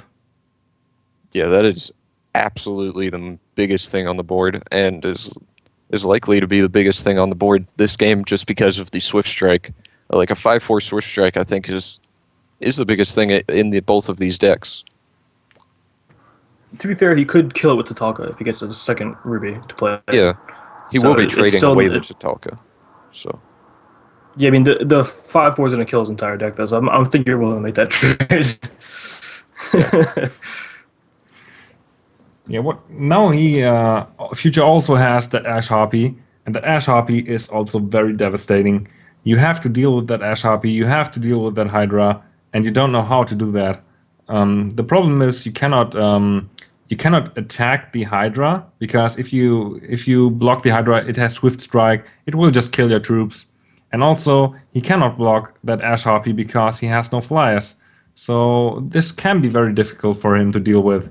Yeah, it's a bit rough too. The Tatalka is really the only answer he has to Ash Harpy and to Hydra, but he really needs an answer for both of them in order to actually be in this game as much as he wants to be. Like right now, he's holding off fine, and he's got a few turns, but he needs to do something in those few turns. Right now, he's actually short his second Ruby Shard. So, I mean, he did pick up another Crash of Beasts, so maybe he can potentially try to race. Yeah, I mean, if he's going to race, let's get that situation. If Future is not going to attack with his Hydra, it would be enough for him. He can just hold that Hydra up, block a Rhino each turn. Every turn a Rhino goes into the graveyard. He will lose less life each turn, and the Ash Harpy is going to be bigger and bigger. And I think that Ash Harpy is going to bring him the game. I mean, at least it's able to bring him the game. That Rage will definitely be able to get there if left unchecked. We'll just have to see if Neo will be able to do anything about this. I wanted to ask you, how do you feel about Neo not attacking with that one Rhino that didn't have the troop trauma last turn? I feel like he just missed out on 3 points of damage there. Yeah, he could have attacked. There's no reason why he didn't attack because every troop was tapped. Yeah. And he already had 2 other rhinos left back to block the Hydra if that's what he was going for with the double block. Yeah, probably he just missed that one. Can happen. I mean, we have the other view here. That's easier for us to decide. Ooh. But when you're in how the about game, that? Oh, that is that's the Battle sexy. Beetle with the random damage gem. And So let's see what he's going to have. Wow. He's going to hit. Oh, unfortunately, he hit the exact wrong target. He wanted to hit the Harpy or the Hydra, and he just hit the Drew, which is unfortunate for him.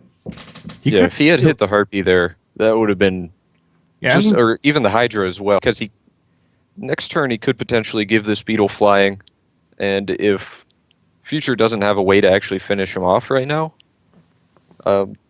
Neo could end up surviving at just a little bit of health. Also, if he gets another Ruby, he can play that Gladiator. The Gladiator goes into game, and that could also deal with this Harpy. Oh, wow. So he just heat waved away pre-combat to get rid of a lot of the damage that is on the Rhinos. So if they go to block the Swift Strike, or if they go to block the Crush, more damage will go over, or they won't have enough defense to actually live and kill the Hydra after the Swift Strike damage, because there won't be enough Rhinos left. So that was a really nice play with that Heat Wave before combat, even though it didn't kill anything. And that's what I said. We have top quality players, and that Heat Wave was a pro move just to get more damage on the Hydra. And the Crash, he has to block the Crash, and that's not what he can do. He will just take 12 for sure, and he has to block that Rhino, that Drew. And that's game here. He's going to concede this, and this is game 2 for Mystics Heroes 2-0 against the Triumvirate. Wow, that move was very good. A fantastic Heat Wave play. That was very, very good play. Very well thought out. He just...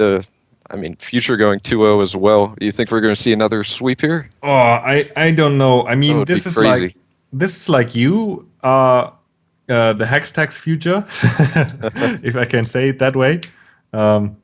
And now Future is going to show that he also is using the Russian draw engine.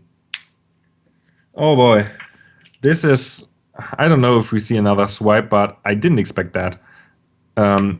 I rarely expected one swipe, and we may see 2 swipes in this, and that would be insane. Yeah. Though next upcoming is the Mono Ruby aggro from Chile against Future's Ruby Wild Ramp, and that definitely has the potential to go underneath Future before he can actually get set up and get everything out to where he needs it to be. I believe Future would have to have something like a Howling Brave into a Crash of Beast, or even potentially a turn 3 Hydra would be pretty good against the Ruby aggro. But the Ruby aggro definitely has ways to deal with that in burning the Howling Brave, or even a Rage Fire if he's on the play. Stuff like that. So there's definitely a lot of play to this matchup. How do you think it'll go? Yeah, that can... if Future has bad luck... yeah, that was a sense that didn't make sense. If Chile can manage to get his Ruby aggro running, he can probably beat Future out of the game. That can happen, of course, but Future's deck is not very slow, to be honest. It can also be very, very fast. So I'm not really sure how this game will run. There's definitely ways for both decks to come out very fast and very strong. I believe if it does go into the late game, that Future will have the upper hand, just because he has the bigger creatures and all of that stuff. If we go for a long time run, I would say Future's deck is more for the mid and late game than the Mono Ruby aggro. The Mono Ruby aggro probably contains some Ash Harpies for the late game, which is also, of course, good, but Future's also running them. And if Chile cannot manage to play his Mono Ruby aggro to finish the games fast off, then it could be a problem for Chile to beat him in the late game. I think a big part of what this matchup is going to come to is how many Rage Fires Chili can see this game. Just because there's a bunch of 4 toughness creatures in Future's deck, and I think Chili's going to need to see at least 2 Rage Fires to have a pretty good chance at dealing with those creatures. Okay, the games are starting right now. And here we go, seeing, let's go for Chili's hand at the beginning. We have 3 resources, perfect. He has a burn already for Future's low creatures, and he has the Taskmaster for speed. This is a very solid starting hand, what do you say? Yeah, definitely a solid starting hand from Chili here. He's got the burn for that Howling Brave that Future just put out on turn 1. Yeah. And he's got the follow-up. He's got 2 good 2-drops and a 3-drop that has speed as well.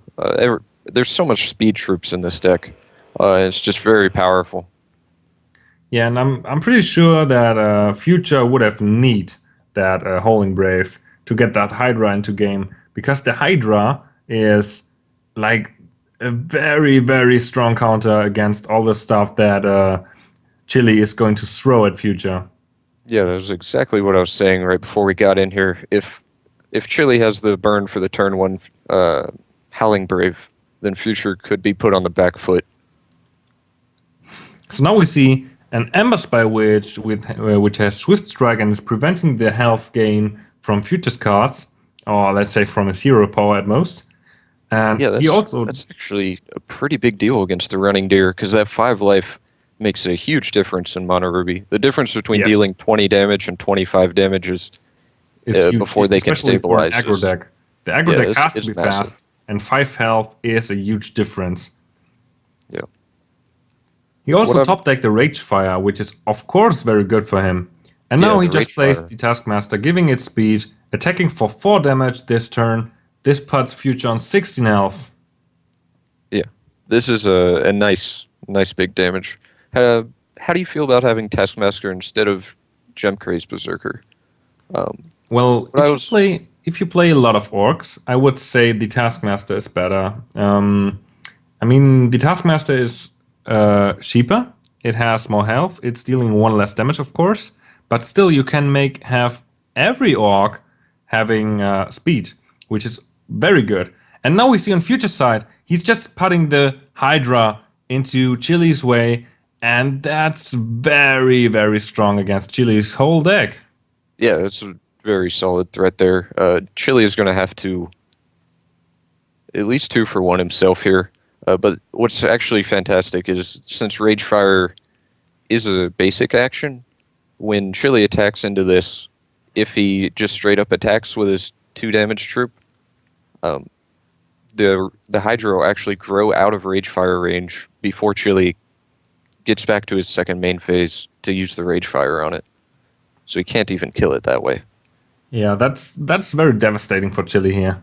I mean, the Hydra will also get +1/+1 every time it receives damage. So even if you would have dealt 2 damage to him, then it would be on 3 health, and that would put it out of the Rage Fire range. And now we see the Drew again for 8/8. So this is another blocker that Chili cannot get through. That's oh boy, that's so devastating for Chili at this point. Do we know if Chili happens to run any Implodums in his deck? I know quite a few of the Ruby decks had been running 1 or 2 of those main decks to deal with. Stuff like Drew or Chimes, the 3-drop 2/2 when it enters, destroy an artifact. Destroy artifact. That would be very good for him, of course, but to be honest, if Future is going to attack with his Drew, because he has to attack with his Drew, he can probably untap it to have this blocker again, and that'll be 8 life. Yeah, so that's actually a big deal. Hard. So I guess actually that Drew wasn't too big of a problem for Chili. I mean, he'll take 8 damage here, but he was already at a healthy 20, and it just basically stops him from attacking for a turn. But overall, it's not that big of a turn, or that big of a deal. And I don't think Future can actually untap with it. Otherwise, he's going down to 8, and with all the speed troops and the Rage Fires and all that in Chili's deck, I would not be comfortable going to 8 if I were Future. Yeah, that's true. And for now, he just played another Hydra, and that must be a pain for Chili to have that. He has 2 Hydras now.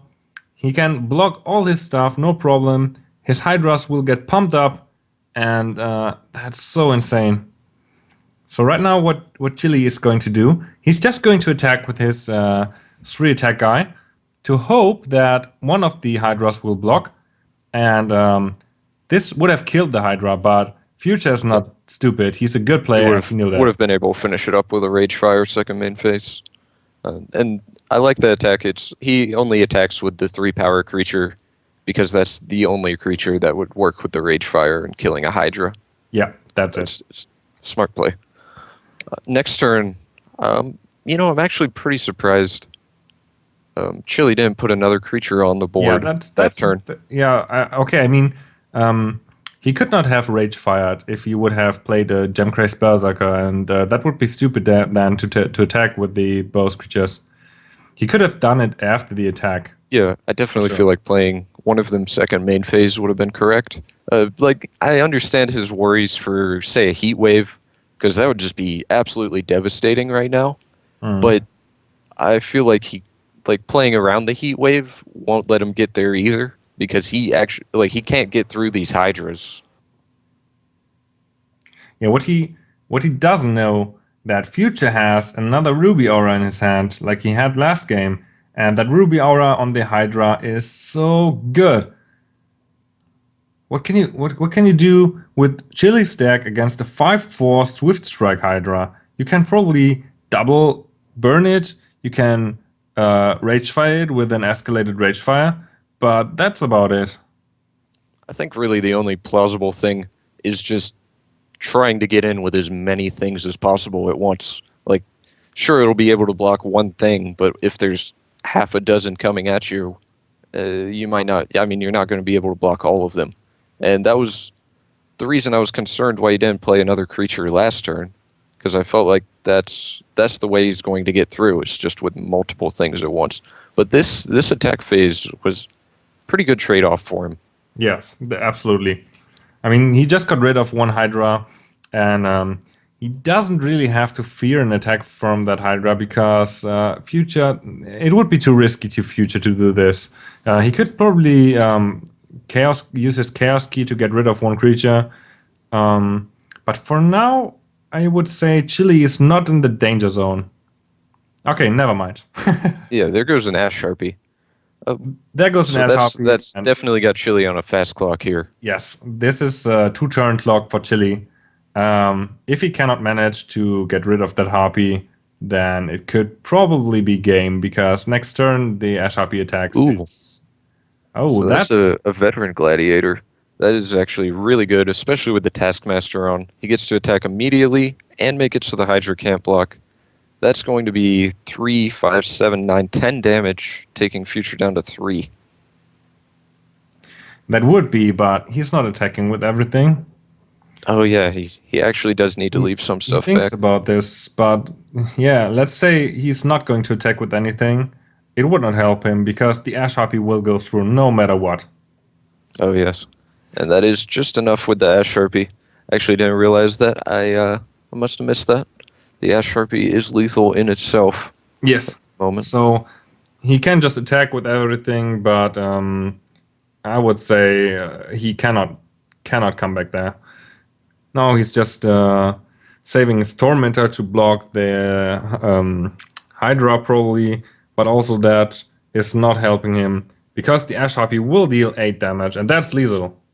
Yeah, that's going to be game right there. And funny enough, even if it wasn't, Future would be able to Chaos Key the Emberspire Witch in order to gain the 5 life with his champion and untap his Drew, and he'd be safe since Chili is tapped out and go down to 1 life.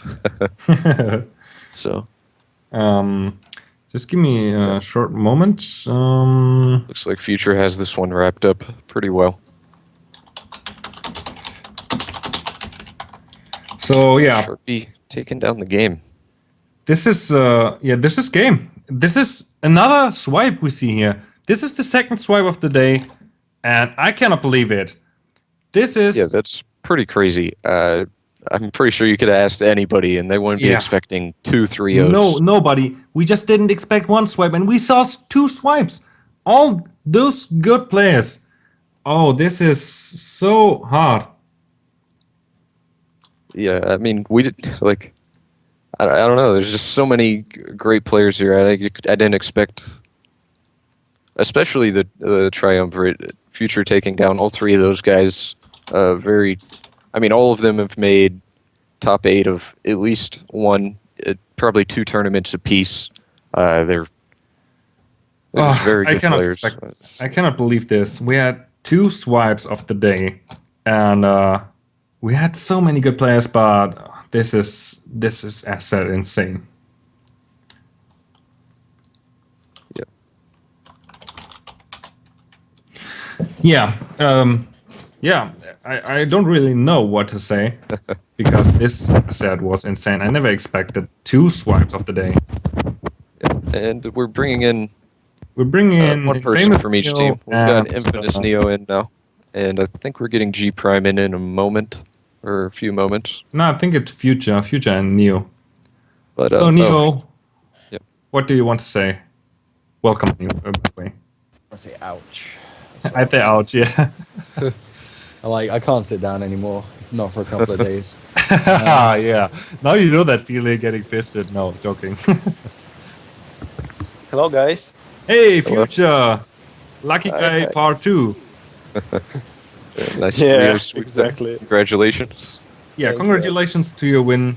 I didn't expect that, to be honest. Just 2 swipes of the day, and it was so insane on both of the games we saw today.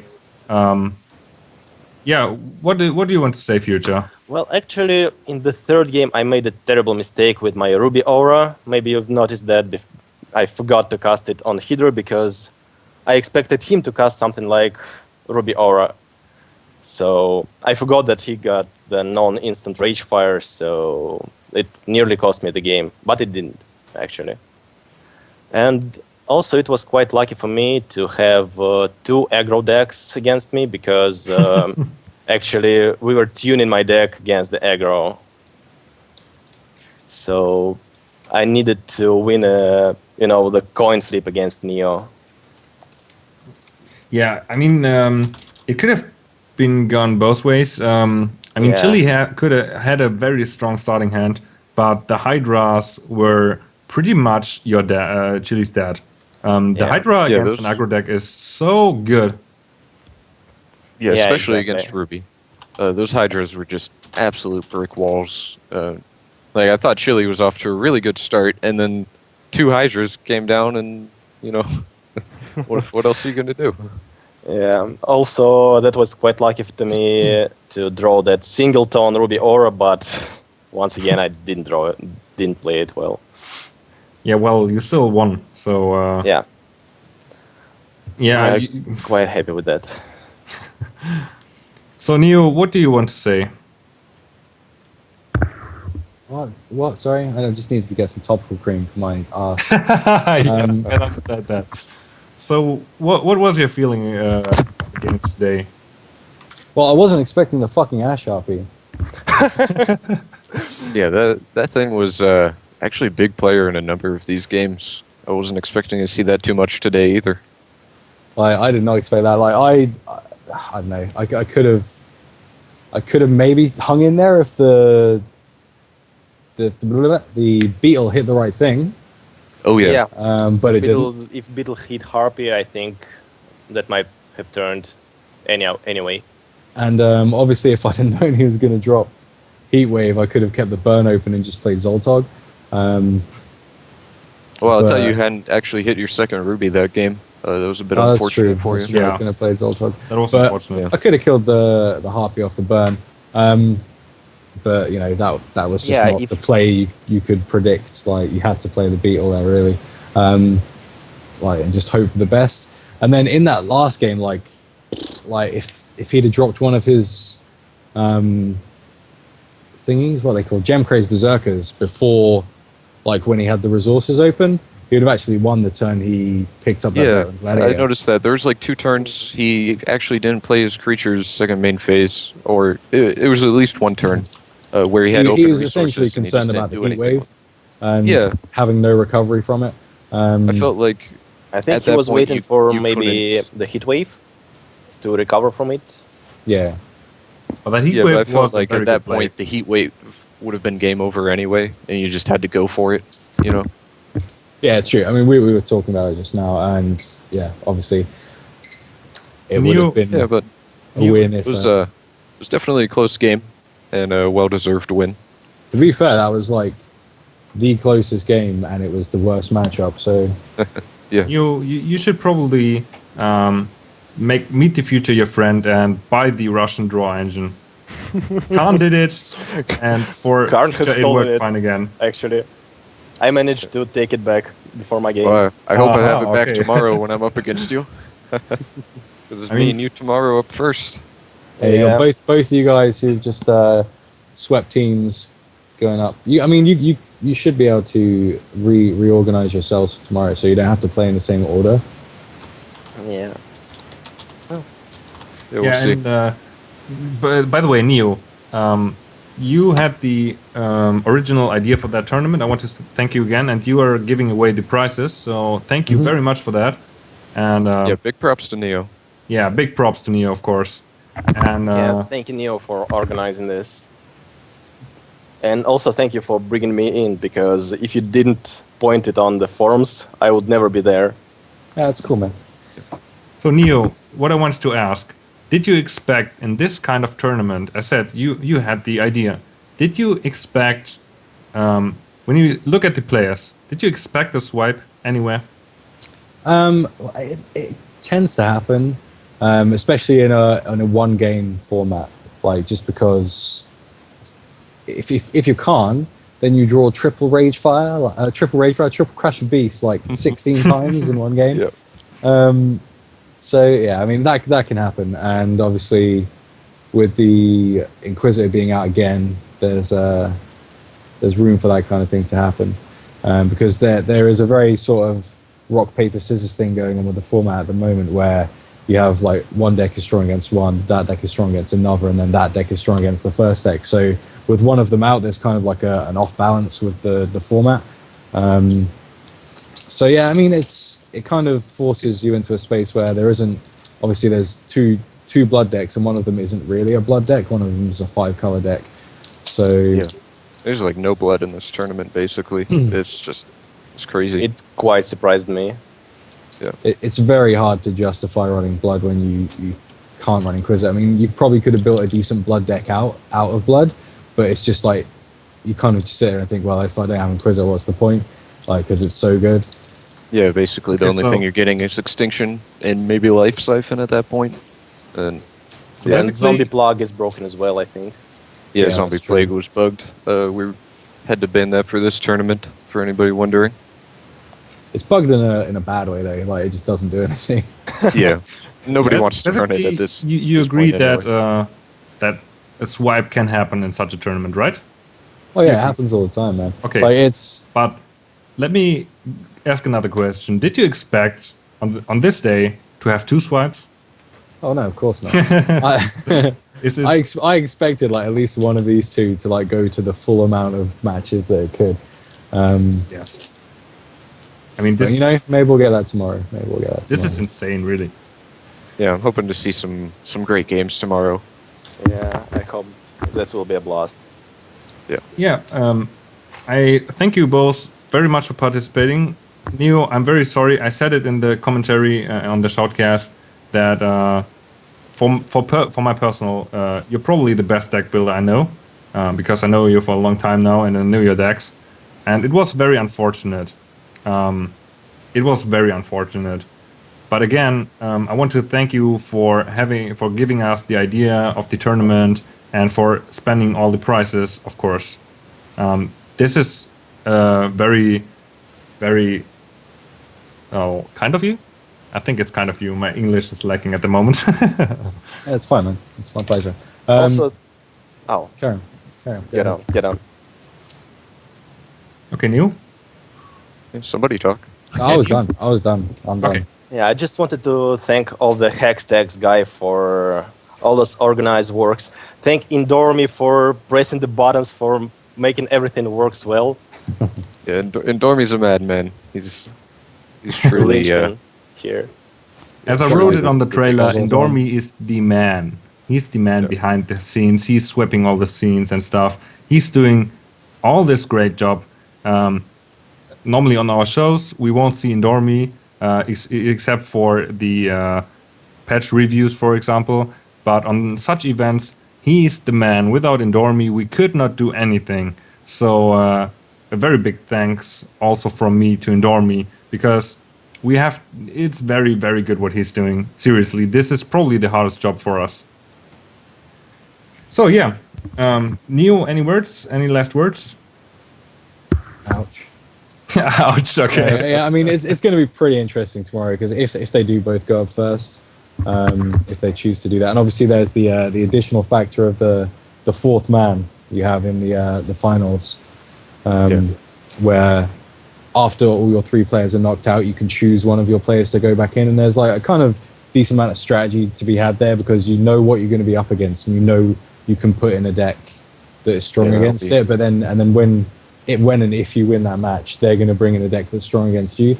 So it's going to be certainly a bit more nail biting than it was today, and there's going to be a little bit more strategy involved. But hopefully, Khan and Future do go up first again, because I'd like to see both you lucky ass mofo's.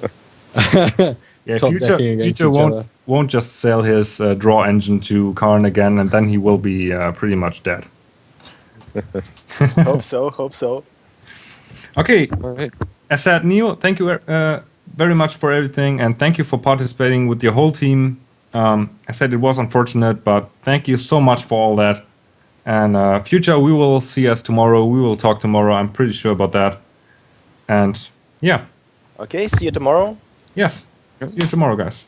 Catch you later, guys. Have fun. Good luck. Thank you. And just to wrap up the rest of this show, between me and Cyrus, I want to thank everybody else, or everybody that participated today, all the players, and all the players that didn't quite get to play, just because of the sweeps. And of course, I want to thank all the viewers. We had quite a big turnout today. Hope everybody enjoyed the show, and we'll be making sure we get back on 2 p.m. Eastern tomorrow, 7 p.m. GMT. Yes, that are the times. Tomorrow at 2 p.m. EST, 7 p.m. GMT, we will see the finals. Hextex versus, Mystics Heroes. I'm sorry. Tomorrow are the finals, and I hope you guys enjoyed the show of the day. Tomorrow there will be some kind of different gameplay, as we said already. Every team will be able to bring back one more player. Like if let's say if all three get knocked out, 3 games, they can bring back one player to play again, and they can turn the whole thing. So tomorrow will be very interesting. And if you like the event and you want to support us, please hit that follow button. You will see so many good events we are going to do. This is, of course, a lot of work we're doing, but we do this for you. And if you want to support us, just hit that follow button. Share that we are going to make an event tomorrow again and stuff. It would be very, very nice if you do.